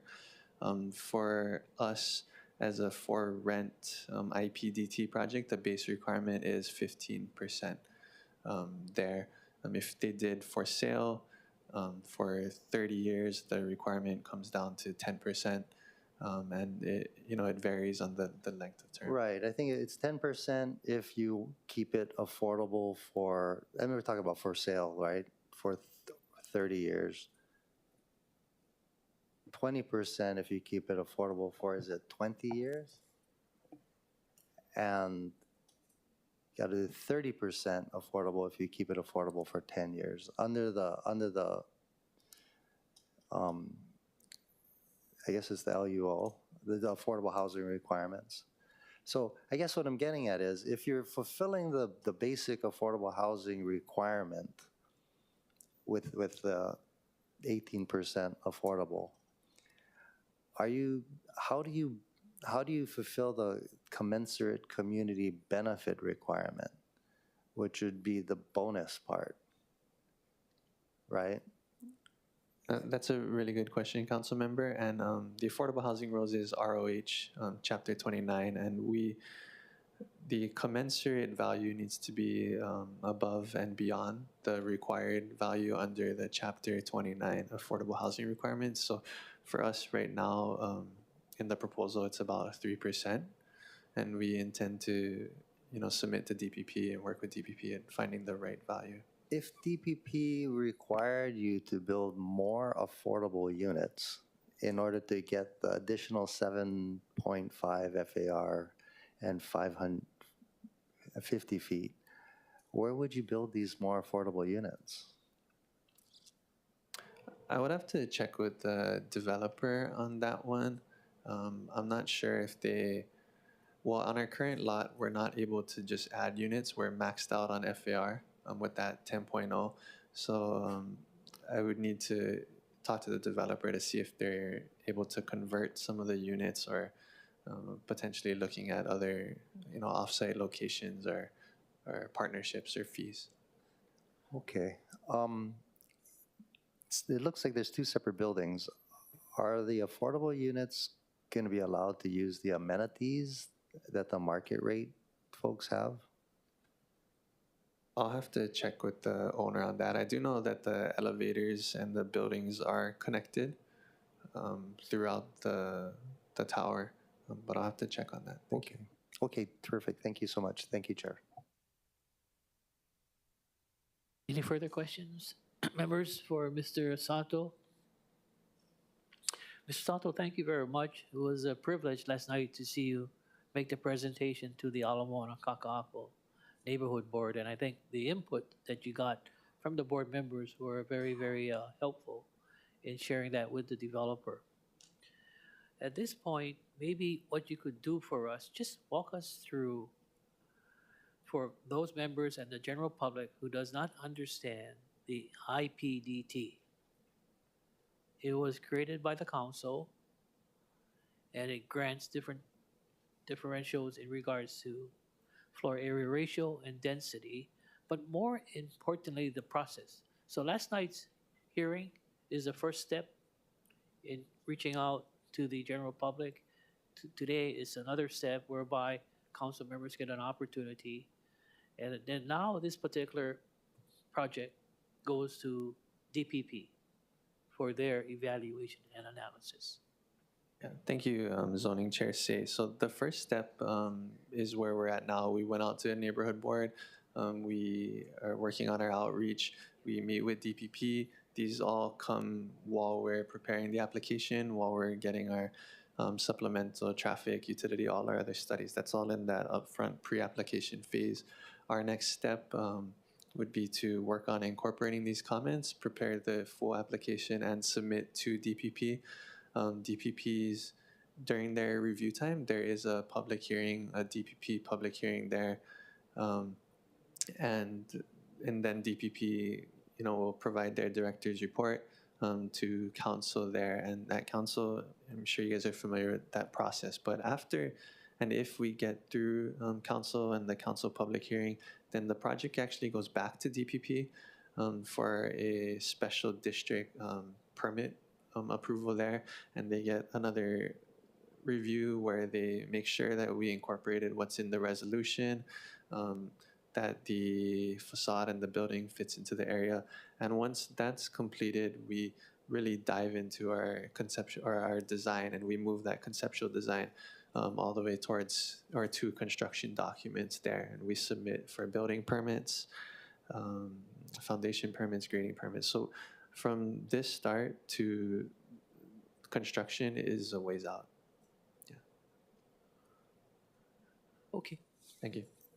I just wanted to educate myself and the general public that a lot of these projects that we do have in the Ala Moana Kaka'ako district, sometimes I always tell myself we should pause and wait. I think for me, Chair Waters, until maybe the TOD plan is approved, the master plan. We approved the master plan. Oh, we'll call the okay. Just that we can all learn what the process is that is in place for all of us as we go to the neighborhood boards. Because yeah, I have to be on top of this. But I just wanted to say thank you very much for a great job last night in fielding all the questions from the board members in regards to community benefits, to the FARs, to the height, traffic, etc. And you're very, very eloquent, very, very relaxed, and you did a great job. At this point, we can call upon the Director Apuna or Liz. Maybe that's a question I should ask you. Which comes first, TOD or IPDT? Oh. Good morning again, Chair and council members. I'm Elizabeth Krieger. The director has stepped out for just a minute. The question is, which comes first, the TOD plan or the IPDT?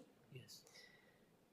Well, the IPDT ordinance, the original ordinance that created the interim plan development transit permit came before the Ala Moana TOD neighborhood plan draft had even been released. So I believe that the initial bill for that was in 2014, and I think it passed in 2015. So we've had the IPDT since 2015. And then I believe that the Ala Moana TOD plan was processed by the city council for a long time, maybe from 2016 till 2020 or something like that. But it has been adopted. Okay. Now, I just felt this is my, 8 months on the job on the zoning. Seemed like it was all chop suey. Developments from here, developments from there, and not an overall master plan. Like HCDA Kaka'ako, where they have a master plan. But thank you very much. Councilmember DeSantis Sam. Thank you, Chair. I appreciate your sort of comments about the fact that it seems a little bit kapakahi for now, only because we haven't fully gotten to a final, not only the TOD plan, but I think we have that in place, but then the zoning that comes along with that. So what's the timeline to get the final zoning in place in this area so we don't have to keep doing the IPDT? Because I think that's on us to do, right? Oh, well, the department has to send you the 2 bills. It would send you a bill for the LUO to extend the TOD special district to Ala Moana, and it would send you the zoning map. So that's the ordinance that actually changes the zoning map. I wish Tim Streitz, the acting TOD administrator, was here. He's out at the moment, but he would be able to talk more about the timing. We did just have the Halava neighborhood plan community outreach, and that was just transmitted to the Planning Commission. So we are making progress in kind of marching down the alignment. But I don't believe that there's a plan to necessarily take it out of order. That's definitely something that's possible to look into, but we do tend to have public meetings before we transmit to the council. So what I'm hearing is we're potentially years out from a final TOD zoning bill coming before us. I guess that's possible, but I will say one other thing about how the vision for the TOD special district is, and it would still leave in place a planned development transit permit that would act the same way as the IPDT. So the zoning would be updated, the heights would be updated, but what we've done is we've had a base height and then the parenthetical bonus height. And there's a certain level of bonus that applicants can seek that are administrative, that we can process, but after a certain point, it has to come to the city council. So this wrestling with project by project is built into the system. It's possible to change that. What we did when we created the IPDT in the first place was model it after the planned development resort and planned development apartment procedures for the Waikiki Special District. So that's kind of where it comes from. It's, that there's always an opportunity to discuss exactly how those special district permits should work, but that's how they work right now. So I think you've, in sort of a long way, answered what would have been my last question is, so for now, because we don't have this TOD, the zoning in place, we have to use the IPDT process, which of course we can change, but that's basically why all of these IPDT plans come before us sort of scattershot. Yes, and that's by design. Even if the special district was in place, we would still be sending you PDTs for these 10.0 FAR and 400-foot towers. So they're always, as currently set, they're always going to be coming to you. Okay. And so just for the edification of the public and all those on Olelo and the myriad people sitting in the audience, so even with the TOD plan, they would still come before us, but we'd be able to compare the individual projects to what's in the plan. And right now, I think we don't really have that plan, so there's nothing to compare to. So it seems very sui generis, right? It seems sort of every time there's a project, we are starting anew. We do have a plan. We do compare it to the plan. It is designed with so much flexibility that every time, well, the battle is always between certainty and flexibility, and we hear from developers all the time that they need flexibility, but they also want to know from the beginning that we're going to approve something or not. And so this was built with, tons of flexibility, and the trade-off is this uncertainty every time, because the TOD plan does say that something over 100 feet is a tower, and something that's a tower needs to be set back. They're not setting back, so they're going to be asking for you to ignore that element of the TOD plan or to waive it. So again, that's one of the reasons our IPDT reports are so long.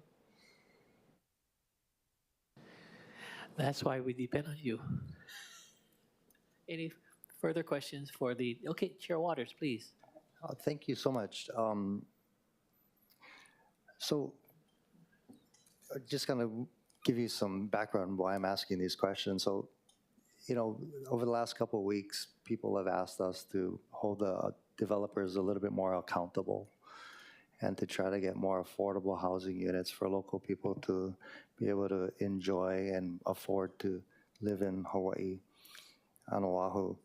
And the other complaint that I heard a lot while I was walking door to door is that people didn't like what happened in Kaka'ako and what HCDA did, which is basically building a bunch of luxury condominiums where local people can't afford them, with foreign investors buying up these units and they sit vacant. So keeping that in mind, we don't want the same thing to happen in Ala Moana TOD area. Really, the whole idea was to get people to live there so they don't need a car, so they can ride the rail, right? That's the whole idea behind transit-oriented development. So when we're talking about affordable housing, outside of a TOD plan, developers under the LUO are required to build a certain percentage of affordables, right? And it's a sliding scale. And if you can, just explain to us what that is. Yeah, so the Affordable Housing Ordinance is Chapter 29 under the recodified revised ordinances of Honolulu. Unfortunately for me, I'm not an expert in the affordable housing ordinance because it isn't part of the LUO.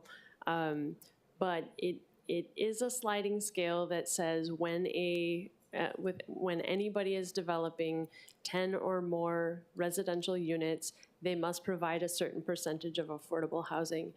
And the percentage that they are required to provide depends on whether it's a for sale development or a rental development. And then, like you said, the percentage changes based on how long the affordability period is. So the longer the affordability period, the smaller the percentage of affordable units needs to be. Okay, and again, this is outside of the TOD area, right? We have like you said, the ordinance requires the developer to build a certain amount. Okay, now let's put that same development in the TOD area. So is DPP allowing developers, not necessarily just this one, but just in general, to satisfy the community benefit by building the amount of units that they otherwise would be required to under the LUO? No. No. Okay, so units in the affordable units, if the developer chooses to pick affordable units as the community benefit, those should be on top of what is otherwise required from the LUO.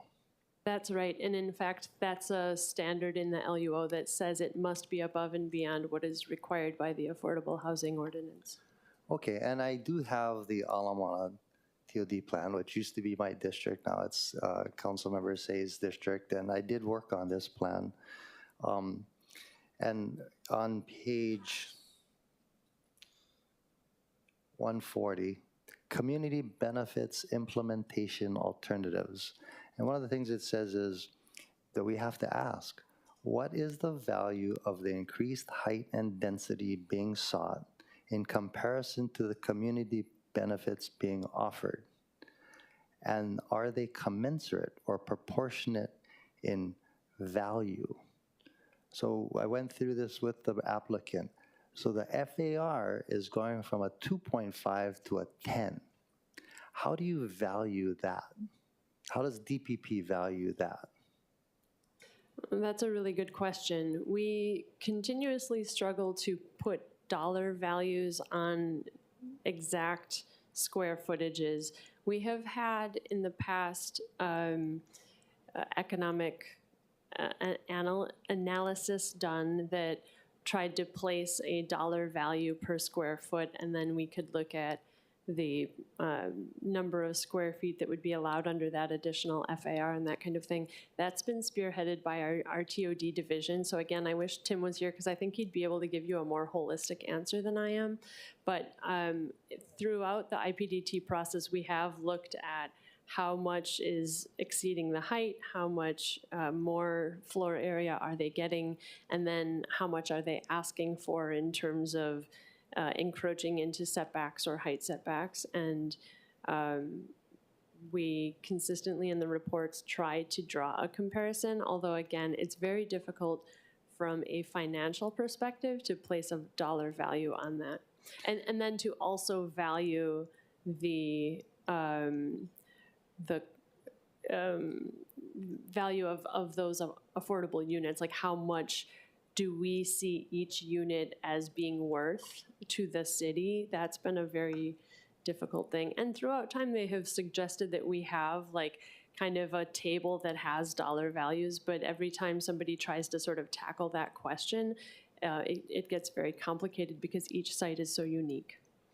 No, understood, and I appreciate that very much, but I like that approach. You just take square foot and the value. So if we're doing, the bonus is 5 extra stories, and at a 10 FAR, I just calculate roughly what that is. I think that'd be super helpful. And then the community benefit has to be commensurate to that.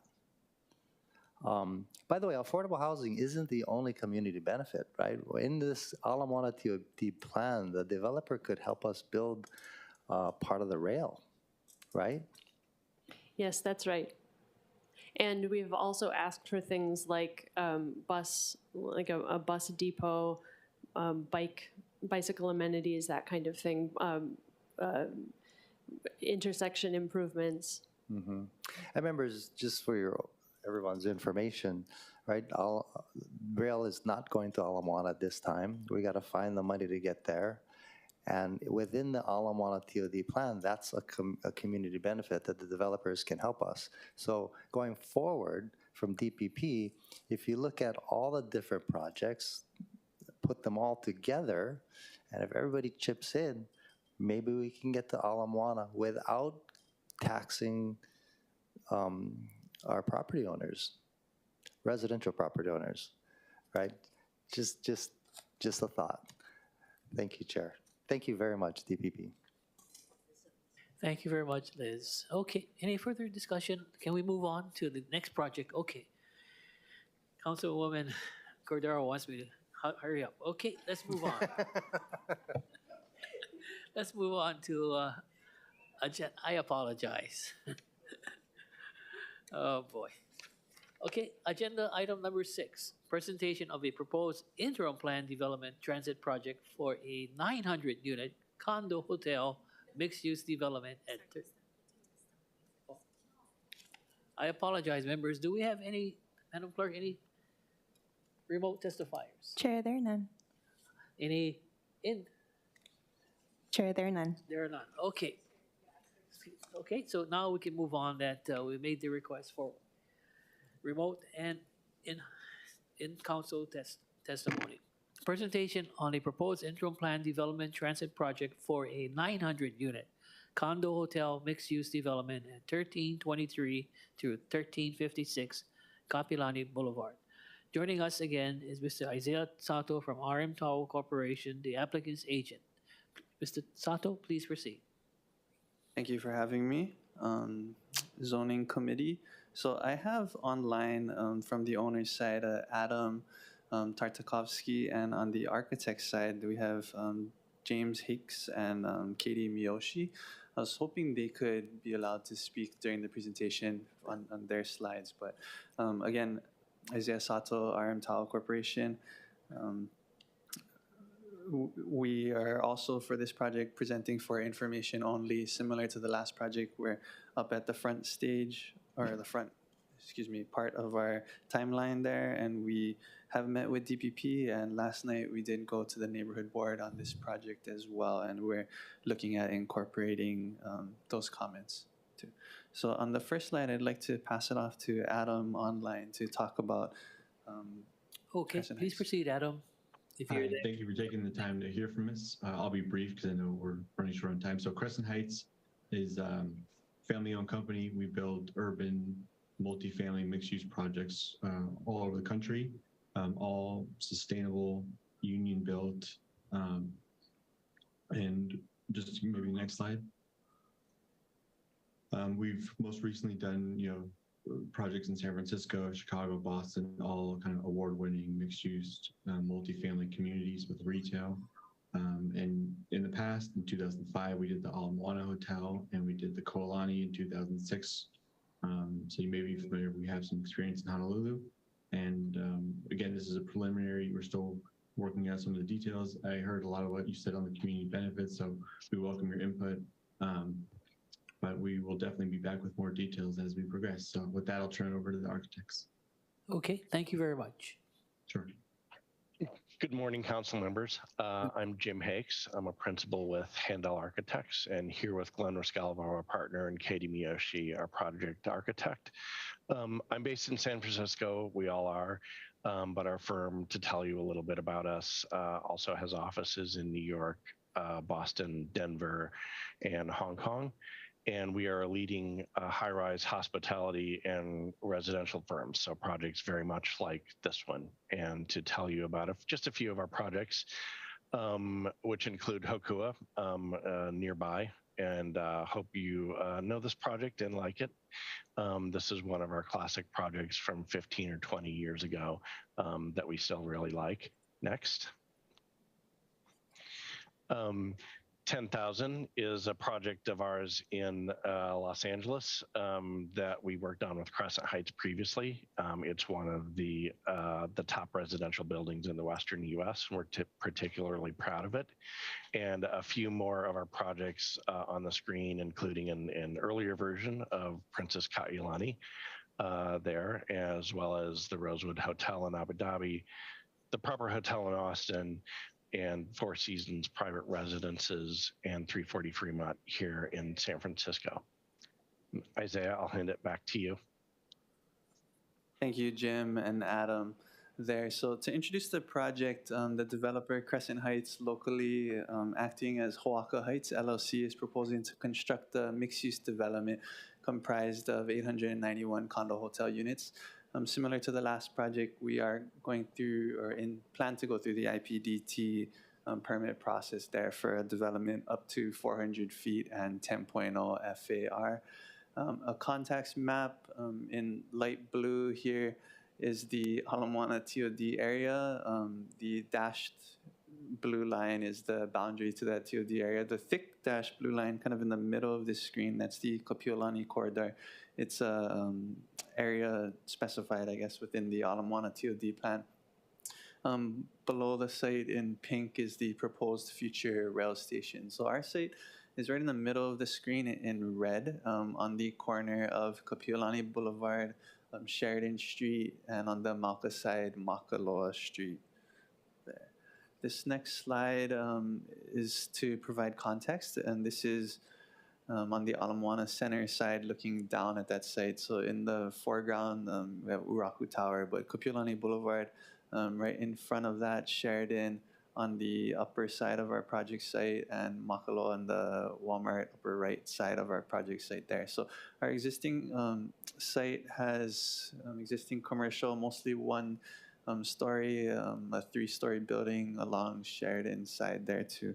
So our project site is about 1.3 acres there, and it's zoned BMX3 under the LUO Community Business Mixed Use. In the Ala Moana TOD plan that was approved in August 2021, it cuts out a new area, BMX3B, Kapiolani Corridor Mixed Use. In that upper right corner, the image is a little bit old, but directly on the diamond head or the right side of this screen is the Ocean Plaza IPDT that expired. And on the right of that, shown as a dirt lot now, but that's the Sky Ala Moana site too. So this is a little bit old, doesn't have that sky development. At the bottom side of the screen, this is along Kapiolani, runner's route in that round building on the corner, King's Restaurant and other commercial uses there. This slide has a lot to take in, but it's just existing site photos from the 3 streets. The top side is Kapiolani Boulevard. If you're standing across Kapiolani looking towards the project site there, in the middle, Sheridan Street, again across Sheridan Street looking at, or in the middle, you kind of see that 3-story building. There's some black arrows on the screen. That's the existing entrance and exits. And that bottom image, Makaloa Street on the Mauka side, looking down, that construction fence at the black where it meets that building is our property line there. So the black fence is outside of our property. The building is within, as well as that parking lot area. In the foreground in this image, there is a parklet area within the city right away at that Sheridan Makaloa corner too. So that is within the city right away and outside of our project site. So this next slide, we have our conceptual program there. We are proposing a condo hotel development with 891 condo hotel units. On the ground floor, we have a mixed-use space that we're looking at potential uses with retail, maybe a local art history gallery, or even a small business incubator there. So we are open to suggestions, and that's something we brought to the community last night as well. Our building height is up to 400 feet there, and again, the FAR is 10.0 FAR.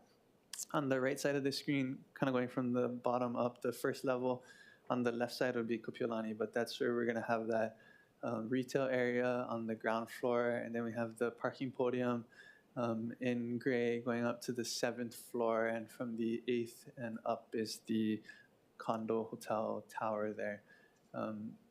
I'll have Jim, the architect, talk on some of the design.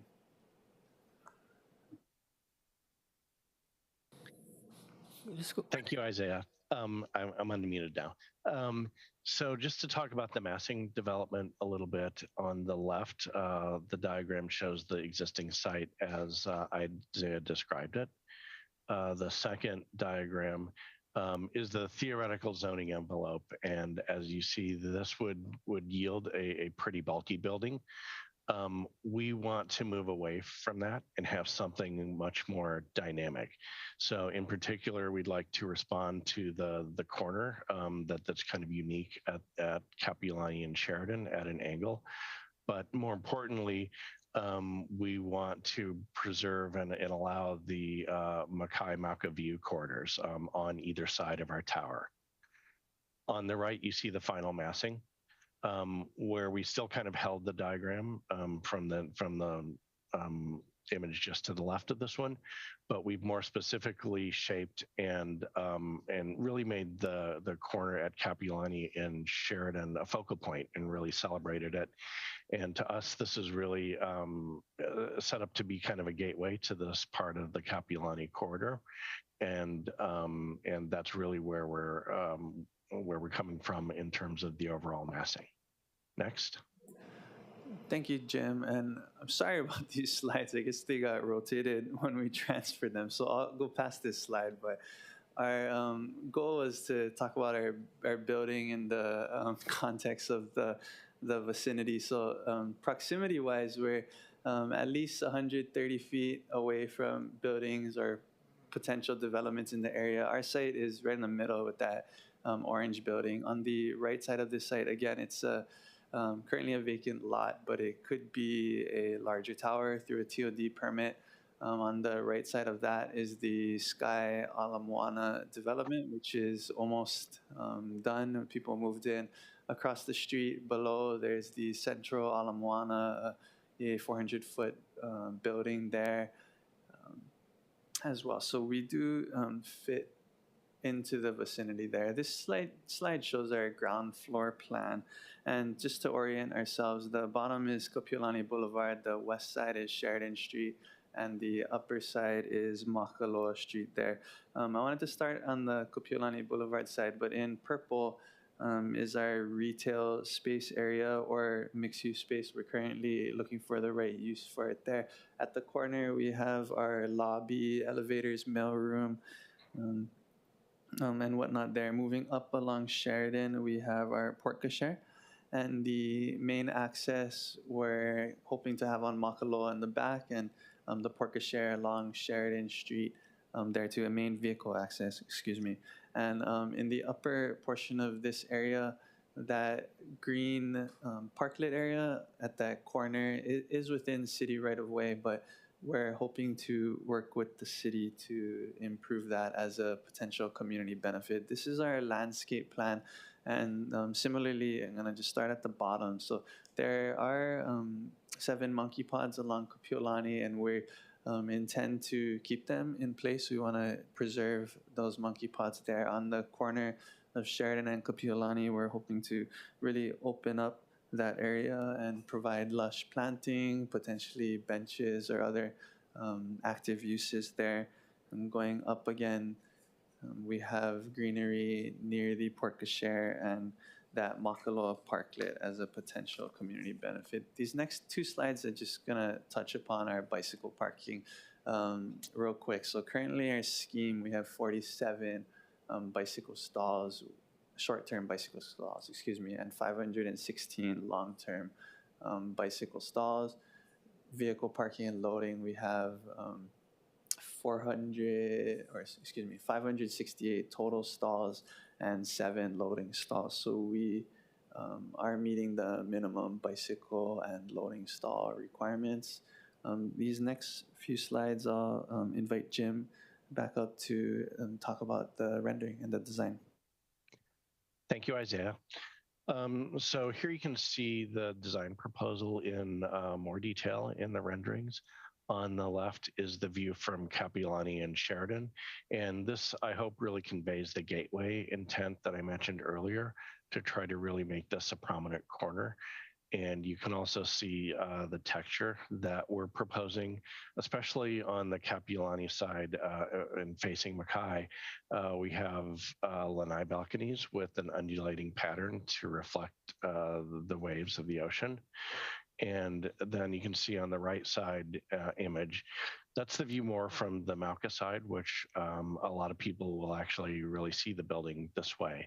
So we've tried to make this massing attractive as well by using reveals to emphasize the slenderness of the tower, as well as material changes and expressing the slab edges and so on. And overall, in both the images, I hope this shows that we intend to use a warm palette, so very residential feeling, not commercial. So kind of a champagne colored tone just for the overall project. And you can see more of that here at the ground level, at the base of the building. Again, this is the corner at Kapiolani and Sheridan, which is meant to be very dramatic. We have the lobby front and center, but also have the edge of the building softened by green space and planted area right on the corner. And we have the porte cochere off Sheridan, which is kind of tucked behind the lobby. As Isaiah mentioned, we plan to keep the monkey pod trees and continue to design the streetscape along Kapiolani to be inviting and welcoming, for the neighborhood as well as everybody that lives there and is visiting. And this is a view of the parklet that was mentioned earlier. So this is on public land, but as a potential community benefit, we would landscape this with a variety of greenery, paths and benches and so on to make it accessible for the community. But also this area kind of serves as a buffer between, our building and the neighborhood more toward the Mauka side, which is much lower. So thank you. Thank you, Jim. This next slide, we talk about some of our potential community benefits. Again, we are working on our conceptual program to finalize these, our first draft for our submittal to DPP. But right at the top, we're proposing to contribute to the affordable housing stock and our partnerships and fees. I spoke to the developer this morning, and currently we're looking at a 20% of applicable units as a affordable housing community benefit there, or a partnership. And Adam can speak a little more to partnership if you guys have any questions there. Other community benefits, we're looking at bike share program, Biki, potentially car share, Hui, example. Electrical vehicle charging would need to be beyond the ordinance, required EV charging stalls. That ground floor could be an art or history gallery or a small business incubator. Something unique to this project and something that we hope to bring on is potentially an on-site water and wastewater recycling program with educational partnerships.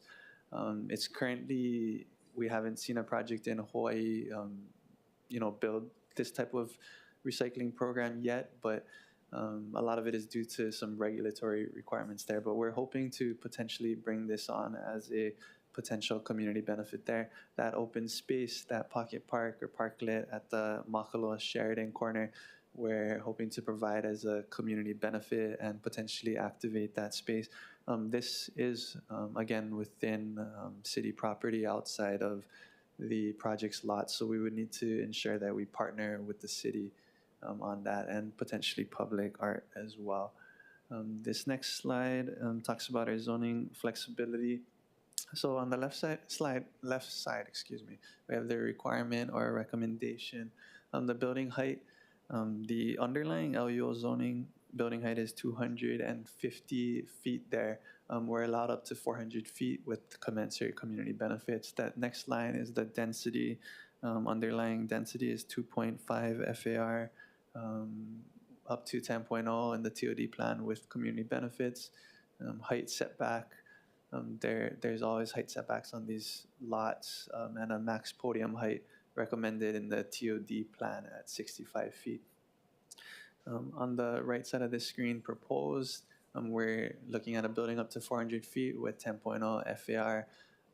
We do intend to encroach into the transitional height setback for the development for the areas that are above the underlying zoning.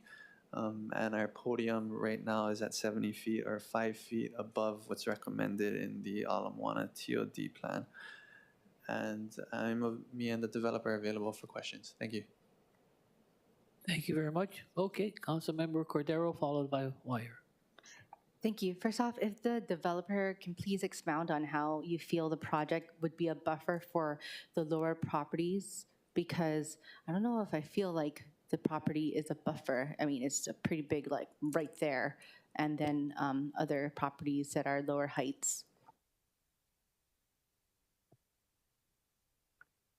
Is that a design question? Oh, it was just a I mean, it was in addition. It was in your comment that you made, saying that the proposed project site could offer as a buffer to the other properties that are at lower height around the proposed project site. Yeah, I'll answer that. Thank you. Well, what I meant was a bit more respect to the parklet itself. So we would depend on the landscaping to kind of provide a ground scale feeling at the ground, and not necessarily, it won't really hide the tower, but it was meant to just make it a bit more of an oasis kind of a place, so that the tower is kind of in the background. And then another feature of the design is, if you remember back on the corner at Kapiolani and Sheridan, we do bring the building out to that corner, but right away behind that, we step the rest of the tower back from Sheridan and just leave the lower level base fronting that level. So those are a couple of the ways that this project kind of steps down toward the neighborhood. Okay, and what district or zone is the proposed project site within in the Ala Moana TOD zone?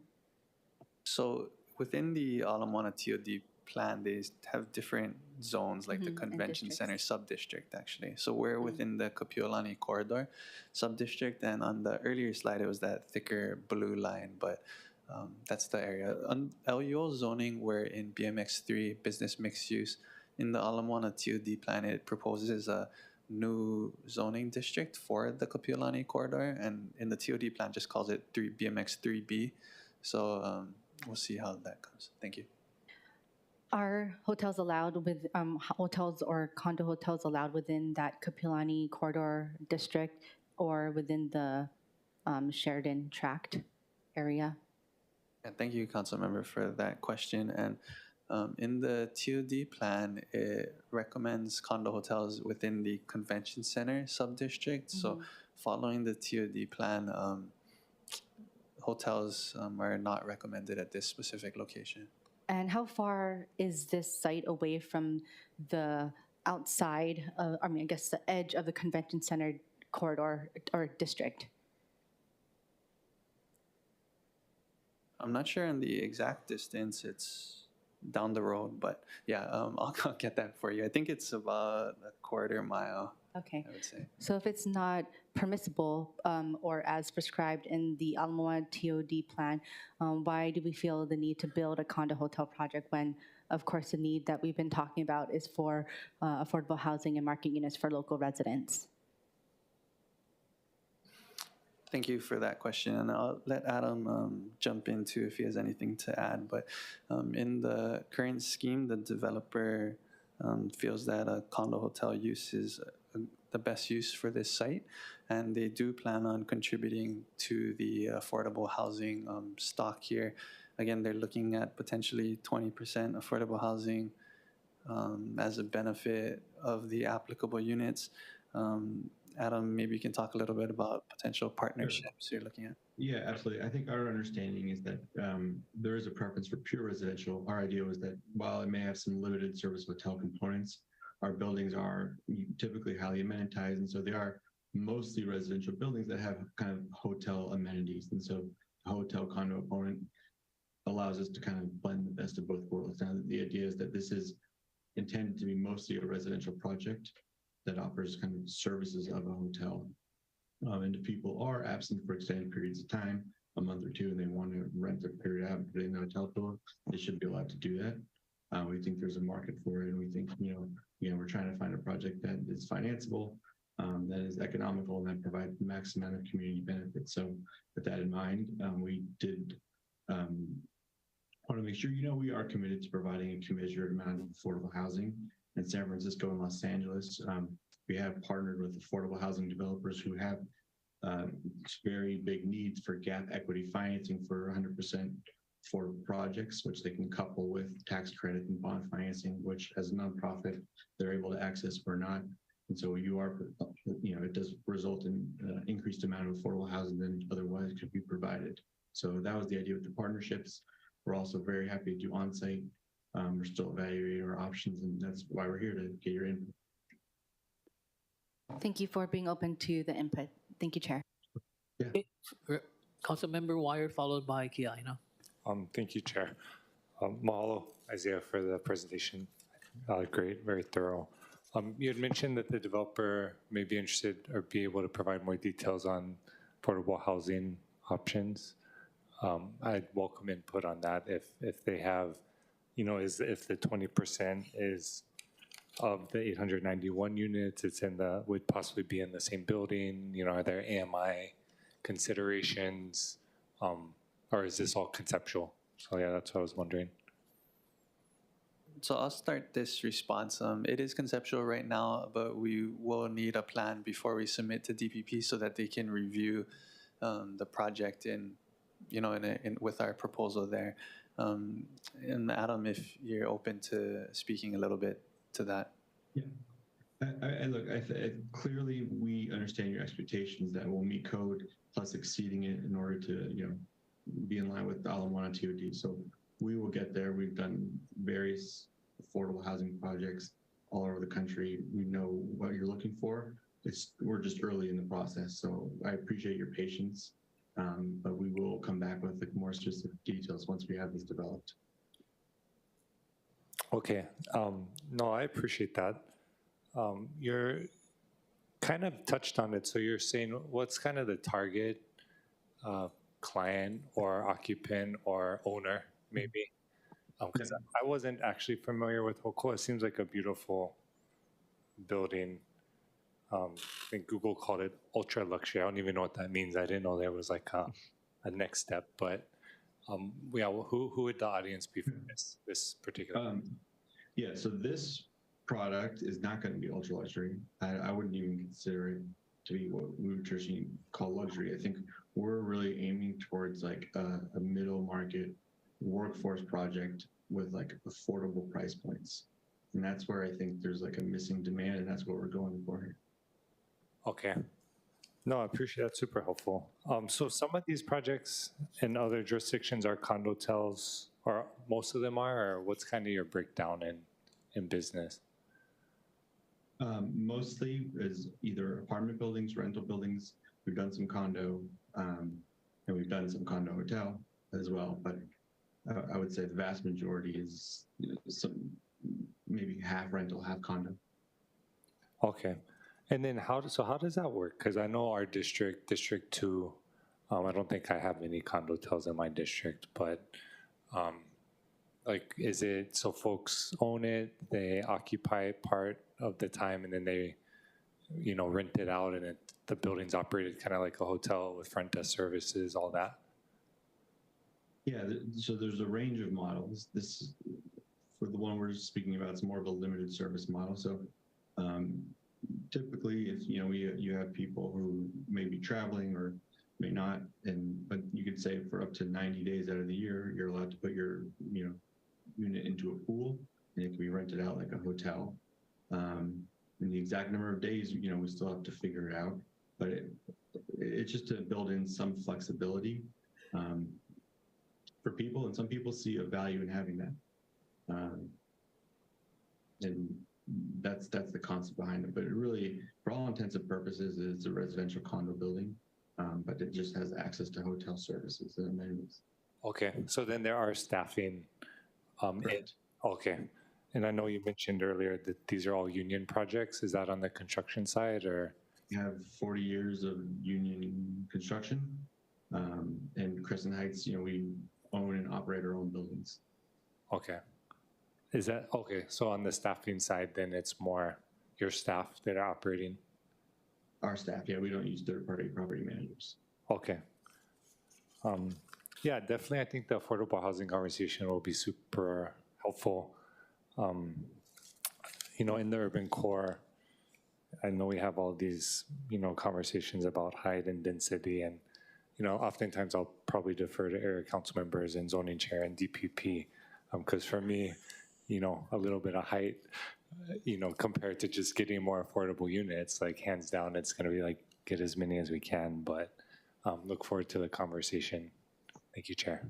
Thank you very much, Councilmember Kiaina, followed by Councilor Tam. Thank you. And thank you, Councilmember Wire, for asking about the 20% of the affordable housing units. My preference, of course, would be for the units to be on site as opposed to off site, but I'm assuming that you guys are looking into that. With regard to the 400-foot tower, what is the current allowable height in the area? At this lot, it's 250 feet. Is the allowable? Yeah. And you're LUL. asking for double that? For 400, yes. Okay. So even more, I think you need to really consider your affordable housing units as a public, a community benefit. With regard to the 10.0 FAR, is that the current allowed density in the area? No. Oh, well, so the LUO, it's 2.5 floor area ratio, similar to the other lot. We are allowed up to 10.0 with the IPDT permit, commensurate of community benefits. So 10.0 is allowable through the permit with benefits, but underlying zoning is 2.5. Okay, I understand. So with the benefits, and I think that's going to be critical for, I think, all of the members. But whatever you could do to make the affordable housing numbers work, I think that's why I know that's where I'm going to be coming from with regard to the other benefits. So thank you. Thank you very much, Councilmember DeSantis Tam, followed by Chair Waters. Thank you, Isaiah. I look forward to providing additional input when this actually comes through and seeing future iterations of this project. To start with the good stuff, I appreciate that this is cited in an area that's been designated as high priority under the Ala Moana TOD plan because it is really close to the station, and then it's activating that intersection. First, I'll ask a practical question, then I'll kind of dig into some of the things that my colleagues have brought up.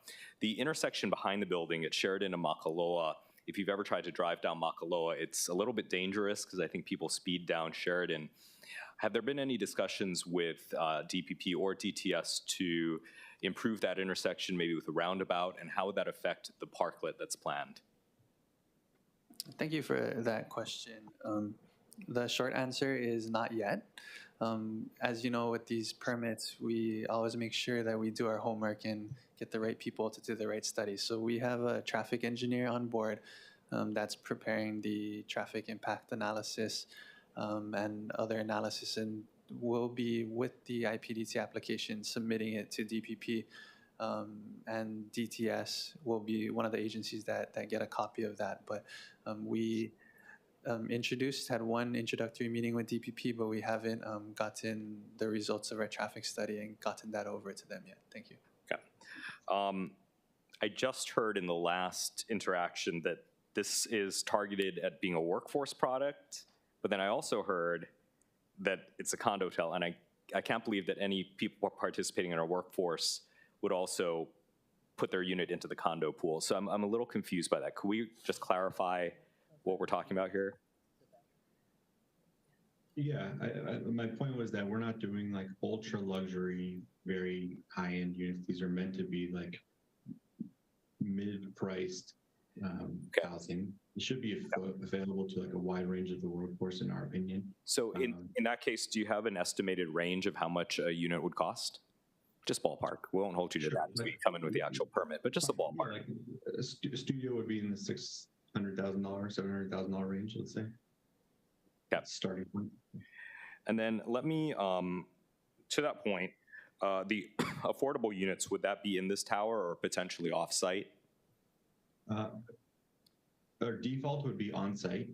If we found an affordable housing partner who had a need for affordable housing development and they needed funding for that, and the city council thought that was the valuable use of the community benefits, then it would be potentially a benefit offsite.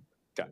And I realize this is preliminary, so if you haven't gotten that far, I can't quite blame you for that. But in terms of the tower itself, in the cross-section here, I noticed that you're planning 30 units per floor in levels 21 through 37. What's the average unit size in that portion of the tower? Because it sounds like it's implying very, very small units. Yeah, it's somewhere between 450 to 500 in that portion of the tower. Okay. And I imagine just based on this, the larger units would be at the top, simply because if we're having a two-bedroom, it's got to be much bigger than that, right? Typically, yeah, that's the case. Larger units up top.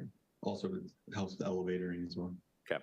And then to the point that Councilmember Cordero and Wire to some extent brought up, I think there is a need for more housing. I understand sort of the desire to give people the option and flexibility to put it into a condotel product, but I imagine that you must have evaluated the financial implications of doing it as a condotel versus purely residential. And sort of for my perhaps naive understanding of this, the financing of a condotel must be a lot more complicated than a regular project, which developers do all the time. So it seems to, I think between now and when this comes back, I really want a better understanding of how you arrived at the proposal for a condotel versus a traditional residential tower, which to me seems like it might be a lot easier to finance. And you also dispense with the whole business of having a hotel operator and sort of the licensing and all of that that potentially comes with it. Sure. Yeah, we'd be happy to come down, and we're happy to be open book. We'll walk you through our performance and our analysis, and we're happy to do that with anyone who wants to see. Great. That's all my questions for the applicant. I do have some questions for DPP if they're around, but we'll do that later. After this, yeah. Chair Waters, please. Thank you. You know, the building architecturally is quite nice, and certainly that area could use some sprucing up. But this question is to the developer. Why build a hotel condo? Like, why do you want to build a hotel condo as opposed to residential? I mean, clearly, if you did any research at all about what's going on in Hawaii, we need to build places for local people to live. So why would you want to build a hotel condo? And 891 units at that. I mean, I think the short answer is we did spend, again, we paid, we bought the land. We've done a lot of research and analysis. This is a product we've done before. This is something that we think will be successful and the most successful and most financeable. We have a track record of doing it.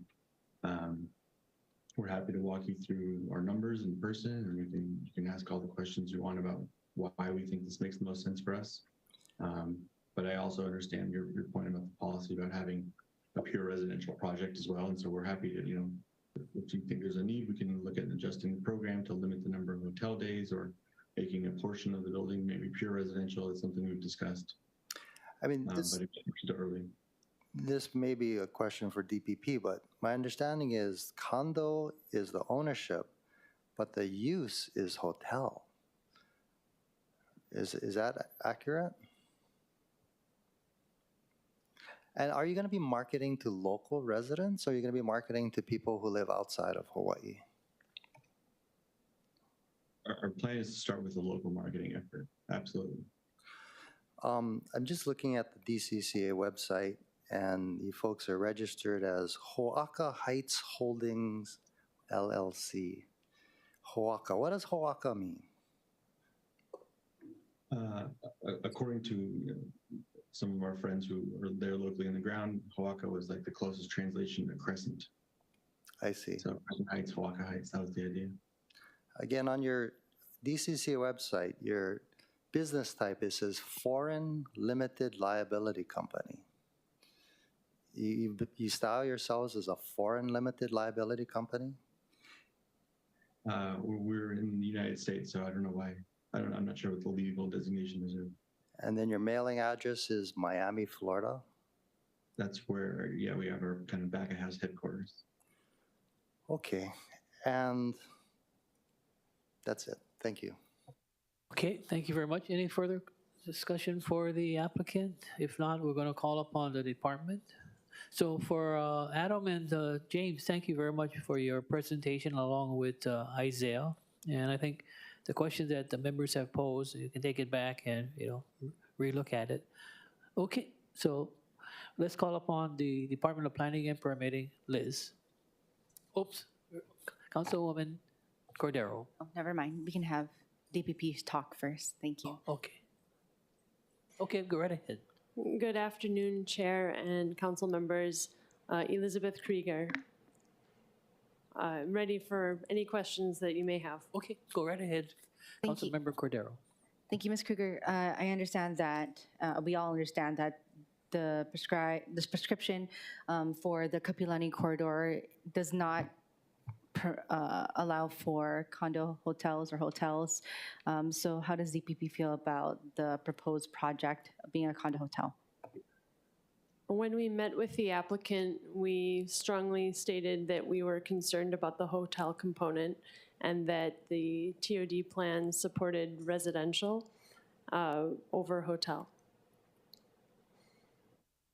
Also, thank you, Ms. Kruger. Also relating to the design and also the proposed project site in general, do you feel that this design and project will be beneficial, or will it be not as beneficial to the area that it's located in? I'd hesitate to comment on our response to the overall design. I know that some of our discussions were about the questions of Makai orientation when you have an angled lot like that. But in general, we didn't see any major red flags relating to the site and massing. Thank you. Our transportation chair, Councilmember Dos Santos Tam, brought up the concerns relating to the traffic and also the intersections that are along Makaloa, Sheridan, and around the proposed project site. I know that you aren't DTS, and they're still waiting on the traffic study, but would the angle or I guess I know you're not wanting to go into the design part, but could the project be made better depending on I guess the build out of the actual project site? Sorry, I'm trying not to get into the design part because you mentioned that you didn't want to, but I guess we kind of have to get into it. Definitely, we're hoping that whatever traffic engineering recommendations come out of the project are able to be incorporated in a way that I'm hoping that the architects can be flexible so that should the vehicular maneuvering on and around the site require design changes, that they'll be able to do that. And I expect that they would be able to because it's early in the conceptual phase. Okay, and did you have any concerns with the amount of space that's that's conceptually allotted for vehicle parking and loading and just parking stalls in general? At present, I don't have any real opinion about that for this particular project. Okay, thank you. Thank you, Chair. Oh, you're welcome. Any further? Okay, Chair Waters. Thank you, DPP. I'm just looking at the Ala Moana TOD plan on page 128. I want to read it. Existing allowable uses may limit the ability to construct a diverse housing stock within the TOD area. To address these potential conflicts, new residential land uses are recommended. For example, live-work dwellings, a medium-density housing type designed to house both residential and business uses. could also be recommended for both TOD and TIZ precincts. Hotels are also permissible, but only within the boundaries of the convention center sub-district. So, I want to read that last sentence. Hotels are also permissible, but only within the boundaries of the convention center sub-district. So, I mean, you talked about IPDP, IPDT starting from 2013, this plan taking forever to come up with council under the leadership of then Planning and Zoning Chair Elefante got it done, right? Or actually, this could have been under the late Ron Menor, come to think of it. But there was considerable thought that went into this plan, right? That's right, yes. And you may even remember my questions of your predecessor, where I asked, where are all these visitors going to recreate, right? We got a condotel, a hotel on Kapilani Boulevard, right? People come to Hawaii to go to the beach, right? The closest beach is Ala Moana Beach Park. That's kind of like we gave up Waikiki, right? Local people hardly go to Waikiki because it's crowded and there's lots of tourists there. So we go to Ala Moana and Kaimana on the other side. So we still wanted to allow hotels, but visitors to the convention center, right? I mean, you're nodding your head, but is that because you're agreeing with me or because what I'm saying is accurate? I guess that's the same. I'd say that what you're saying is accurate. The land use ordinance recommends resort and resort mixed use precinct districts to be the place where hotels and that type of full service resort hotel be located. The BMX3 areas since 2012 or 2013 have allowed limited service hotels that were intended to be, you know, something more along the lines of a Red Roof Inn or a Motel 6 type of product, not so very much a multifamily dwelling unit that is being used as a transient vacation unit. And my concern is that when you talk about a condo hotel, you're talking about a transient vacation unit rather than a hotel. So that is part of what we expressed to them. And your question before, the condo element of the condo hotel is just ownership. We would look at it, if they came in presenting a condo hotel, we would be reviewing it as a hotel. And so again, when the product is appearing to be a little bit more like dwelling units, like the layout is a dwelling unit, and the impetus is to allow the owner to have flexibility to rent it out when they want to, that doesn't sound to me like the intention of the limited service hotel element that is allowed in the BMX3 district.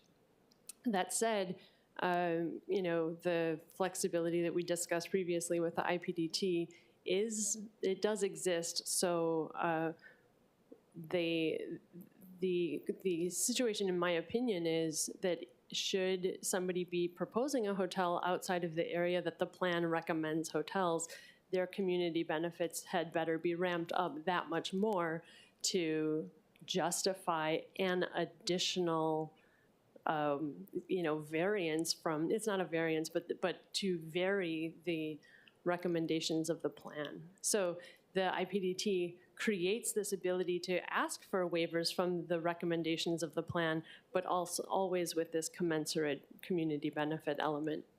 Okay, and when we're talking about the commensurate community benefits, we kind of painstakingly went through it with the other presentation, that the community benefits have to be commensurate with the bonus, not what the underlying RU land use ordinance requires, right?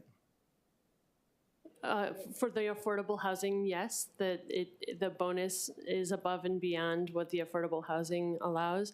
And for the land use ordinance versus the plan, we're looking at the bonus from the land use ordinance, which tends to be more restrictive than the TOD plan. Honestly, I don't see how developers make these projects pencil, because if we're talking about the bonus, the commensurate benefits, which would in this case, be affordable housing, or any case, that's what we want is affordable housing. If it's commensurate, we're giving you 15 extra stories and FAR from 2.5 to a 10. It's commensurate means 15 stories of affordables, arguably. So if it's 40 stories, 15 of them gotta be affordable. I'm oversimplifying it, of course, but is that something that DPP thinks about in talking to the developers and trying to put this in terms that are really understandable? And you can kind of see where the council is going with this, right? Yeah, we do have those types of conversations with developers. There's always this question of the intrinsic value of the catalytic redevelopment, right? The whole idea of the IPDT was to create catalytic redevelopment and to generate ridership for the rail. Like you said before, very succinctly, that you put a lot of dwelling units where people maybe don't need to use cars, they use the rail, they, are able to live in this very vital neighborhood. And that is the kind of discussion we have with developers. You're right that they very often say that it's difficult to make projects pencil. And I think that part of the issue is that real estate prices are reflecting the ultimate development potential. They're not reflecting the level of community benefits that we anticipate being provided as part of that. No, I understand the catalytic component to this. And look, it's working, right? There's a lot of buildings in the area coming up. But at the same time, kind of pivoting, looking at the need of this island for more affordable housing, actually at all levels. We need housing at all levels, but I'm not sure we need a condo hotel there. Thank you. Thank you very much. Any further questions? Okay, Councilmember DeSantos Sam. Thank you. This question is not specific to this parcel, but one next door. And I think this helps us understand the context of the area. Immediately south of this property, I understand that the council approved a IPDT for the Hawaii Ocean Plaza project, which expired. Is that the case? Yes, that's right. So if anyone were to redevelop that site, they'd have to go back through the process again. Yes. Okay. I also understand that there's been a number of NOVs issued for the maintenance of that site, and I hope that DPP will continue to be mindful of that. Thank you.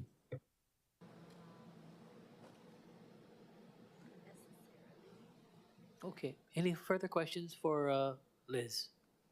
Liz, the chair just has one question, and this is for the developers along with Mr. Sato. If there is a question of if it's a permitted use as far as a condo hotel in this particular district area, which is outside of the convention center district, would you accept their application? And, what I'm getting at, do we tell them go back to the drawing board? It's not going to be a condo hotel. I'd rather be upfront, telling them this is how we feel, and this is something that I think you folks should consider. Going through the process, and it comes here from DPP, and we reject it, that's it. You go back to square one. So I bring this up for the discussion of the members, that where would the department be at this point in time?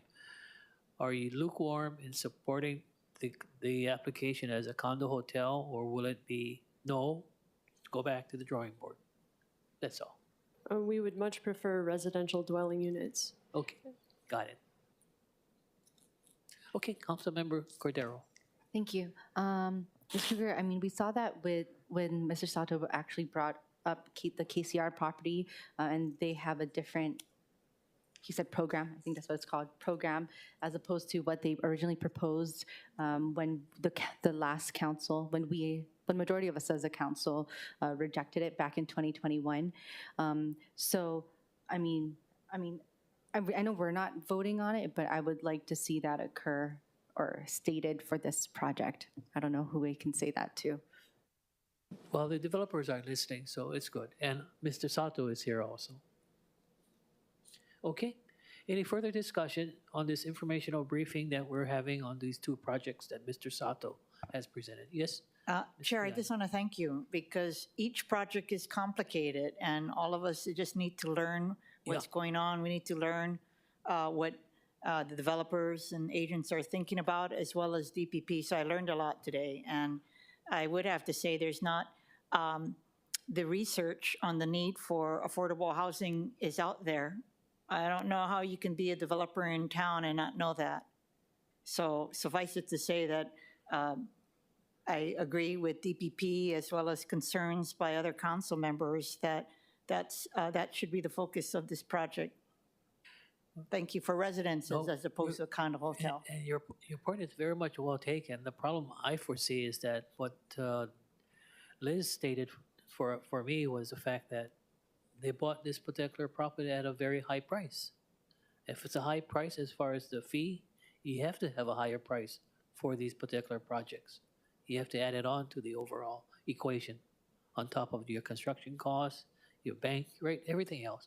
All I'm saying, I think Mr. Sato and the Adam and James got the message. If it's possible that if you do submit it, DPP wants residential. I think the council wants residential, and no hotel. Okay, I'll be very honest and candid with all of you this afternoon. Okay, so that's the message today for Adam and James, the developers. Thank you. Okay, finally, last on the list is that I wanted to learn more. Oops. Okay, we got through with the director, Liz. We'll now proceed with remote testimony, Madam Clerk. Chair, there are none. Okay, great. We'll now proceed with in-person testimony. Chair, there are none. Thank you. Okay, so we're in discussion, and this is just informational. So we're going to move on now to agenda item number 7.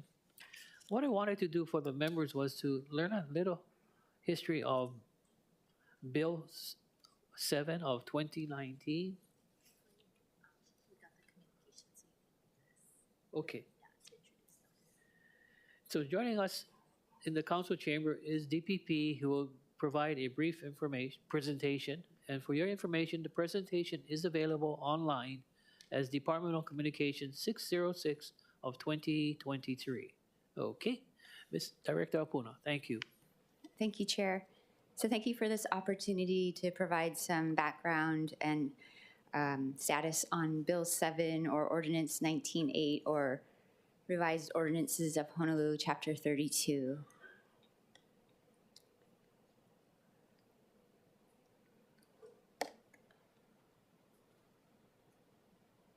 So the impetus of Bill 7 was back in 2017, 2018. There's obviously an acknowledgement of a critical shortage of affordable housing. There's recognition that 95% of low-rise apartment buildings were built over 40 plus years ago. So opportunity to redevelop that stock. Redevelopment potential of 3,200 smaller lots in the range of 5,000 to 20,000 square feet zoned in the apartment district. And there are approximately 14,000 to 21,000 additional units in the apartment mixed use and business mixed use districts if development standards were relaxed. And we could reduce construction costs by 25% by amending the building code and LUO on smaller parcels.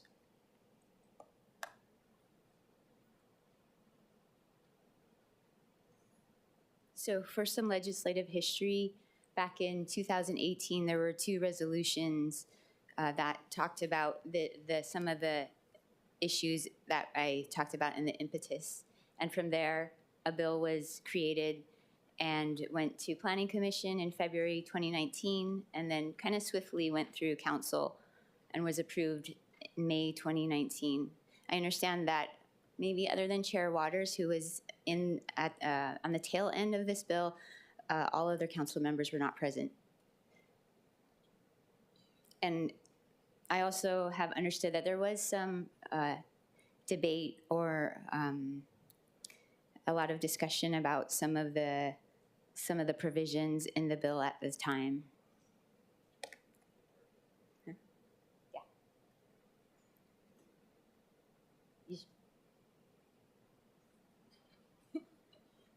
Did you do it?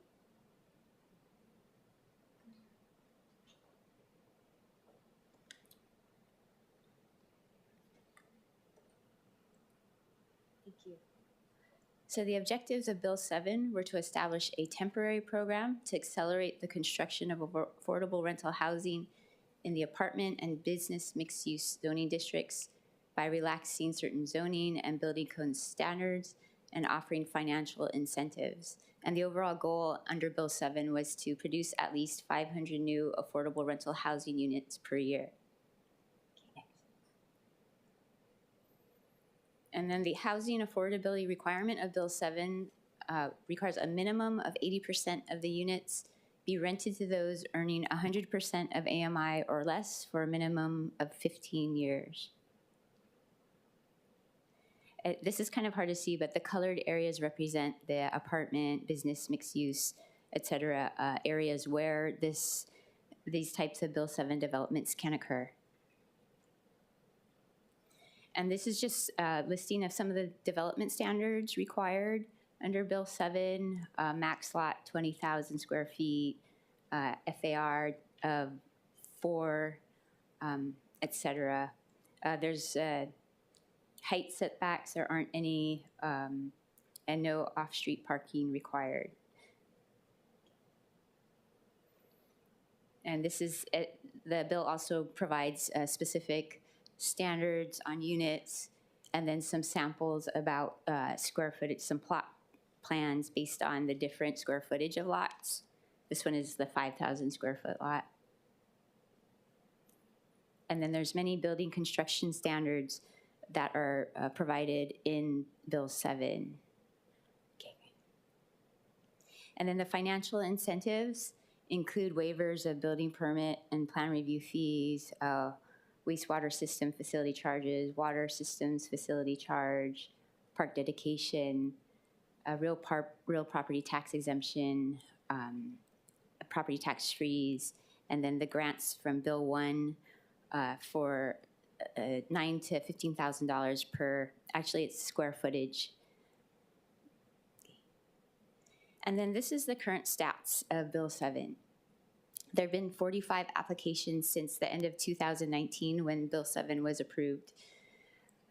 We've DPP, these are basically building permits, and we've approved 9 of the 45, and there are 36 pending. The potential units based on the 45 applications is 1,324 affordable, and then the 1,335 overall. So as you can see in the chart, the total count for units that are being applied for per year doesn't meet 500, but you see the upward trend. And I think as we move forward and we're able to better adjust to Bill 7, that it's going to be a lot closer to the last column, 474, and we'll be able to have 500 units per year. And so there are quite a few, 36 applications currently in process, so I'm sure you have questions about why it might take a while to get these projects through. As any building permit, as you know, we have the basic issues that we have with capacity and our technology, et cetera. So that just the core issues, I think, lend to some delay. But then Bill 7 is different in that rather than just looking at the current building code, mechanical code, et cetera, or the LUO, Bill 7 takes from those and creates changes or differences. And I think it requires an adjustment on the part of our reviewers as well as the developers. So in the beginning, I think it was a little bit rougher to come to some understanding, but in the last few months, we've worked on better clarifying the interpretation of certain parts where it was a little bit back and forth between the developer and DPP. And we'll continue to work on some of those areas to make sure that we can be all on the same page from the beginning and move through faster. So this is just some of the review challenges that our zoning reviewers encounter, whether it's the landscaping requirements, encroachments into the setback, road widening and the corner rounding, and flood zone issues, et cetera. But many of these, we have been able to come to some basic understanding and interpretation that we share with the developers so that we're not hung up. And then code review challenges. This is with, fire, mechanical, building, electrical code. And we want to present all of these challenges as a way so that the developers understand what some of the, misunderstanding or where we're not communicating as well what should be communicated. So this is to help the Bill 7 developers so that they can provide plans that meet a lot of these requirements and there won't be a lot of back and forth. Bill 7, I think part of the, adjustment, Bill 7 projects on average maybe take about 6 review cycles, which is above average. Building permits similar that are non-Bill 7 are maybe 3 to 4 review cycles, so it has been this adjustment. And again, and then these are just common review challenges overall, just lack of coordination and completeness of designs, missing information, et cetera. And then on the right, that just shows you our latest update. A lot of the applications in blue are with the applicant or the design professional, so it's not, again, this is a common theme that I've talked about, that the applications aren't stuck with DPP or we're not holding on to them. It's a back and forth, and oftentimes it's with the applicant. And so that's it. I would just like to say, Bill, it has been something of a challenge, but I think we are getting better at this, and the number of units will probably reach the 500 soon. It's about infill development and basically putting in a larger structure in a smaller area, right? So there's some kind of adjustment to understanding how we do that while still adhering to health and safety requirements. So with that, I'm open for any questions. Okay. Any questions for the director? Yes, please. Councilmember Kiaina. Thank you for your presentation, and just thank you for your cooperation these last several months as I've been asking questions about this, and you've been providing a briefing paper so that I could share with constituents. So big picture-wise, I guess I just want to make sure that you have a team specifically set up so that these projects can get over the humps that you've identified so they could expeditiously move forward. You do have a team specifically for Bill 7 projects, is that correct?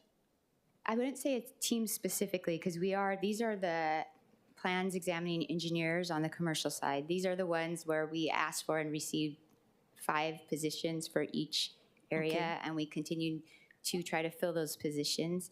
But that team that we currently have, they work on these projects, and they are aware of the need to help expedite or make sure that these projects go through. Okay, and because you just explained that the amount of reviews that are necessary are almost double the normal process, I think even more so that you need to allocate the necessary resources to help the applicants. And again, I know we're going to have a follow-up tomorrow as well.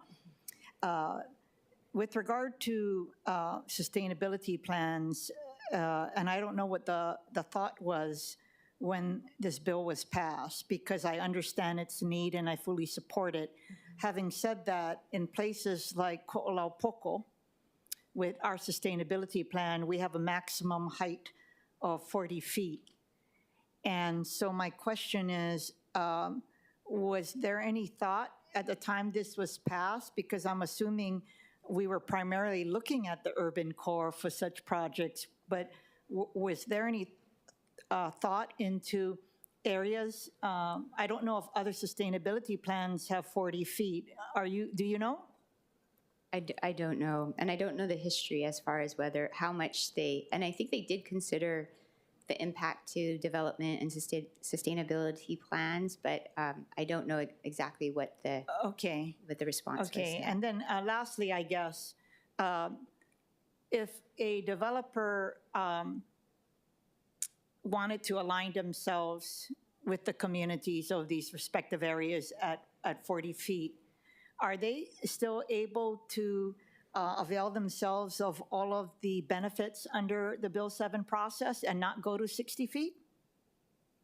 Yes, I think so. And I'm throwing this out because that's what we find ourselves dealing with in Kailua and other areas, because the developers, that's what they do. They're well known in the community as affordable housing developers, and because of the misalignment in the community, there's just a lot of misunderstanding. And you have made it clear that sustainability plans are not regulatory in nature, and I've also sought the consultation of Corporation Counsel, and so there's just a lot of people in the community who misunderstand the inconsistency between Bill 7 and the sustainability plan. So just thank you so much. I just want to make sure that with regard to the mechanism you have in place, that everybody knows that they have more challenges, they have more reviews necessary, and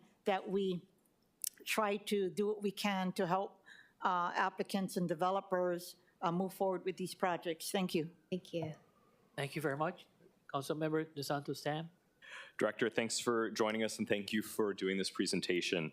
How many of these 9 approved projects have received a certificate of occupancy and opened to residents thus far? I'm aware of at least one that has received a certificate of occupancy. Okay. And how many units have currently been completed? I see that in your presentation there is 1,324 potential units, but how many have been delivered?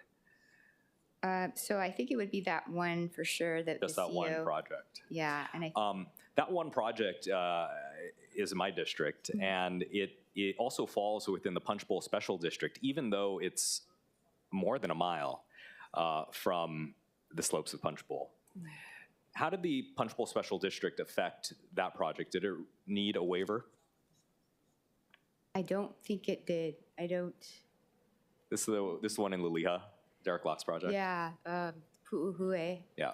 About how they got it. They don't get a waiver because the waiver's under the LUP. It's a totally separate thing, so they just have to comply with the general details. Yeah. So no, they didn't. They don't need a waiver. Yeah. Okay. I'm looking at the code review challenges sheet, and I noticed that there's a number of issues that have come up. One that sticks out to me is in the second main bullet, third sub-bullet, bathroom exhaust too close to windows or doors. That's a requirement of our code that we could change. That's not a requirement of the International Building Code or Mechanical Code, correct? I'm not certain, but that's probably correct. I suppose this illustrates a point that I've continued to make, which is we have these standards that go above and beyond the International Building Code and International Mechanical Code, and then we complain later on when we can't build units that meet these requirements that we've sort of self-imposed. And that's very frustrating to me, especially given the context of 25,000 units. Has your department started working on not only this, but other barriers like this that perhaps we as the council could review? It's definitely something that we want to pursue as far as streamlining and seeing what provisions are unnecessary for our jurisdiction or are excessive. So that is definitely in the works. I can't say that we have a draft or anything prepared, but we are in alignment that it's something we should look at. I appreciate that because, again, we keep running into these barriers. I floated one earlier that my colleagues didn't seem to have the appetite to take on, which is fine, but we're going to keep finding these. And it seems to me that given the affordable housing crisis that we have, you know, we need to be open to other things. I mean, bathroom exhaust, again, who cares if it's 3 feet, 36 inches or 34 inches from from another opening that provides natural air into a unit? It's sort of ridiculous. Okay, any further discussion for the director, Chair Waters? Thank you so much. You know, I'm a proponent of Bill 7 and Bill 1, and I hate to throw a wrench into this, but recently, after the Kool-Aid project, the discussion in my office was whether or not if a developer receives funding from either the federal government, the state government, or the city, that they have to pay for relocation costs. So since here under cash financial incentives, cash grants up to $10 million, $9,000 to $15,000 per dwelling unit, are we also requiring, if there are people who are currently living in these buildings, that the developer provide relocation? Under Bill 7, there aren't any requirements for relocation, and I don't believe there's anything within our administrative rules that require it. But Right. I mean, I got to do a little bit more research because it's either federal law or state law. For example, you know how we acquired the Waikiki Plaza on Kapiolani Boulevard using ARPA money? We're required to relocate all those students who are living there because we used government money. So this is government money. I'm not sure it's required to be in the bill, but I don't know if it's federal law or state law that requires relocation. But anyway, I mean, so, again, I don't want to throw an extra wrench into this, but that's something that DPP should look into. yes, we'll look into that. Thank you.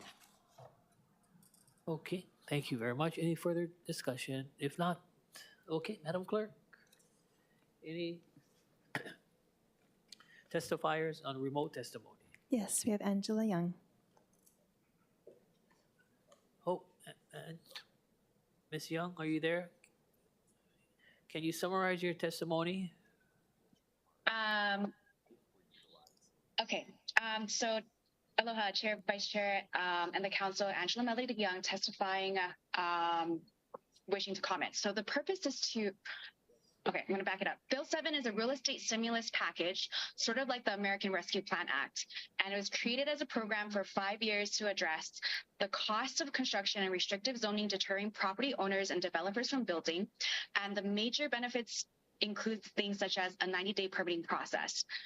The purpose is to accelerate the construction of units in the business mixed-use zoning districts by relaxing zoning and building code standards, as the director already had said.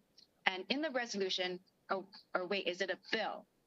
It's a bill. In the bill, it states, the council finds that the city has wrestled with a critical shortage for years. And so 19-8 was enacted to motivate developers to build more units. It provided certain exemptions and modifications to various codes that will lower the cost of construction. Ordinance 21-12 supplemented 19-8 by providing grants from the city to offset costs to get units built. Angela, thank you very much. Oh, okay. Okay. We have other testifiers also, and we have to be. All right. Okay. Any more remote testifiers? Okay, yeah. Why don't we move on to the in-person testimony, Madam Clerk? Do we have an in-person testifier, Mr. Kaneshige?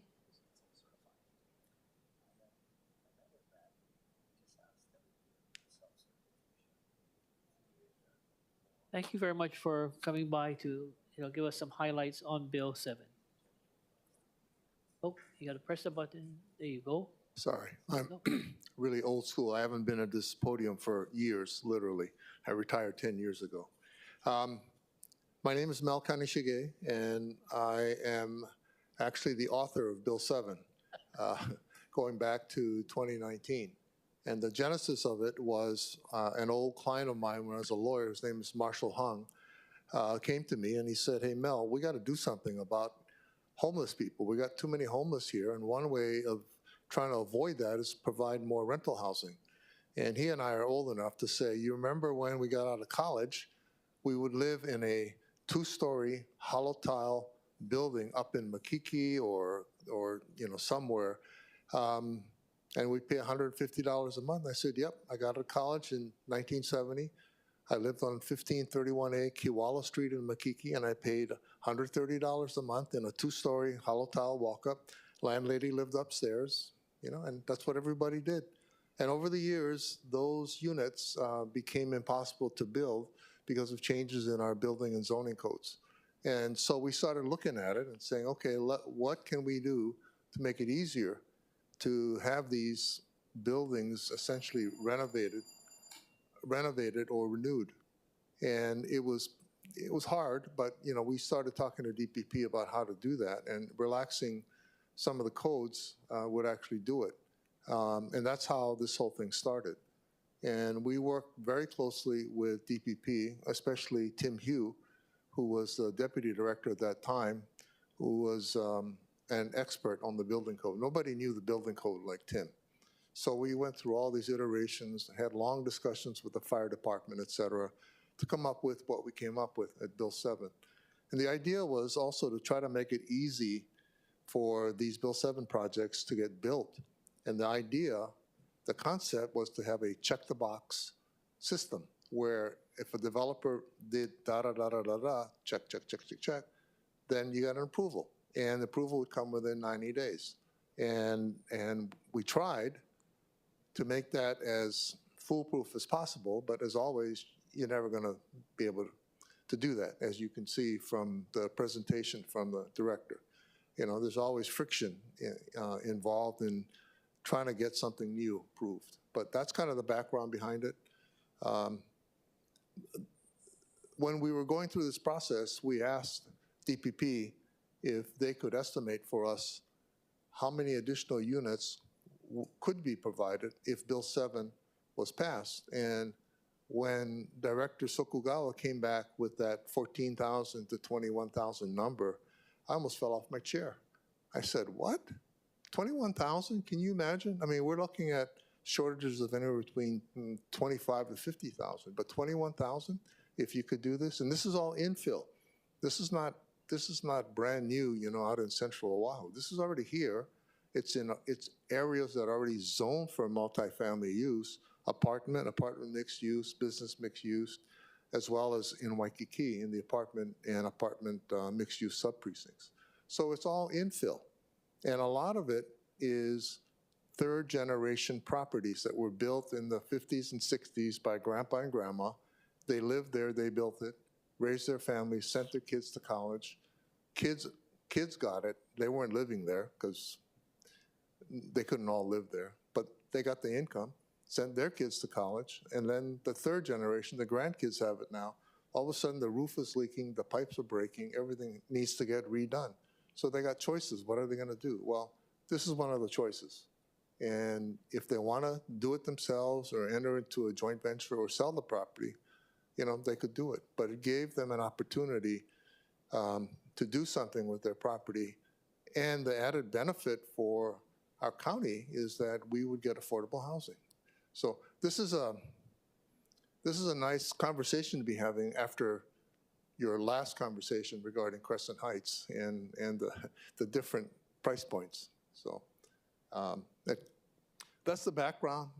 There's a lot of details. I think Director Apuna covered almost all of them. So I'm happy to answer any questions that you might have. Any questions for Mr. Kaneshige? No questions? Well, you did a great job, Mr. Kaneshige. I'm available at any time. I'm retired, so council members know how to get me. Thank you. Well, I think for all of us at the council, we want to see that Bill 7 becomes a successful measure on behalf of the administration and the council and the general public at large. One question that I may pose to you, Mr. Kaneshige, is a question of if Calvin Say and Mrs. Say had a, apartment zone property in Kapahulu, and I wanted to, like what you said, fill in.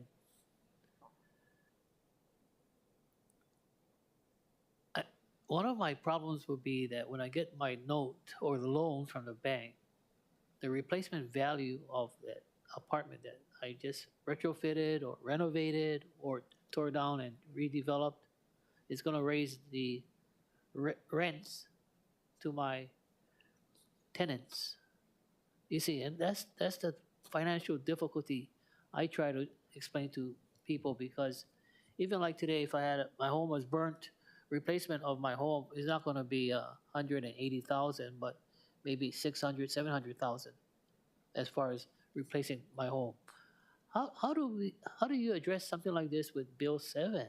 Because are you going to hold the rent down, or? Well, as you know, Bill 7 has rent caps in it, and it's tied to 100% AMI Yes. rents. So you have that. If you want to charge less than that, and I haven't looked recently, but I know in the past, the 100% AMI rents were actually higher than market. So in the end, you're really tied to market. So whatever market requires is what you're going to charge, or you could charge less. You know, if humanitarian says, I can charge you 600, but I'm only going to charge you 400. Hey, nothing wrong with that. And the same question, kind of in the same vein that Councilmember Kiana asked about height. You don't have to build the 60. You can build the 40. You can build the 30. Whatever you want to do, but it all depends on the economics of the deal, the financials of the deal, and where you want to end up on it. And everyone is different, as you know. Yeah. Okay. Before I leave, I have 6 copies of things to hand out, and it has on one of them something that we've kept track of the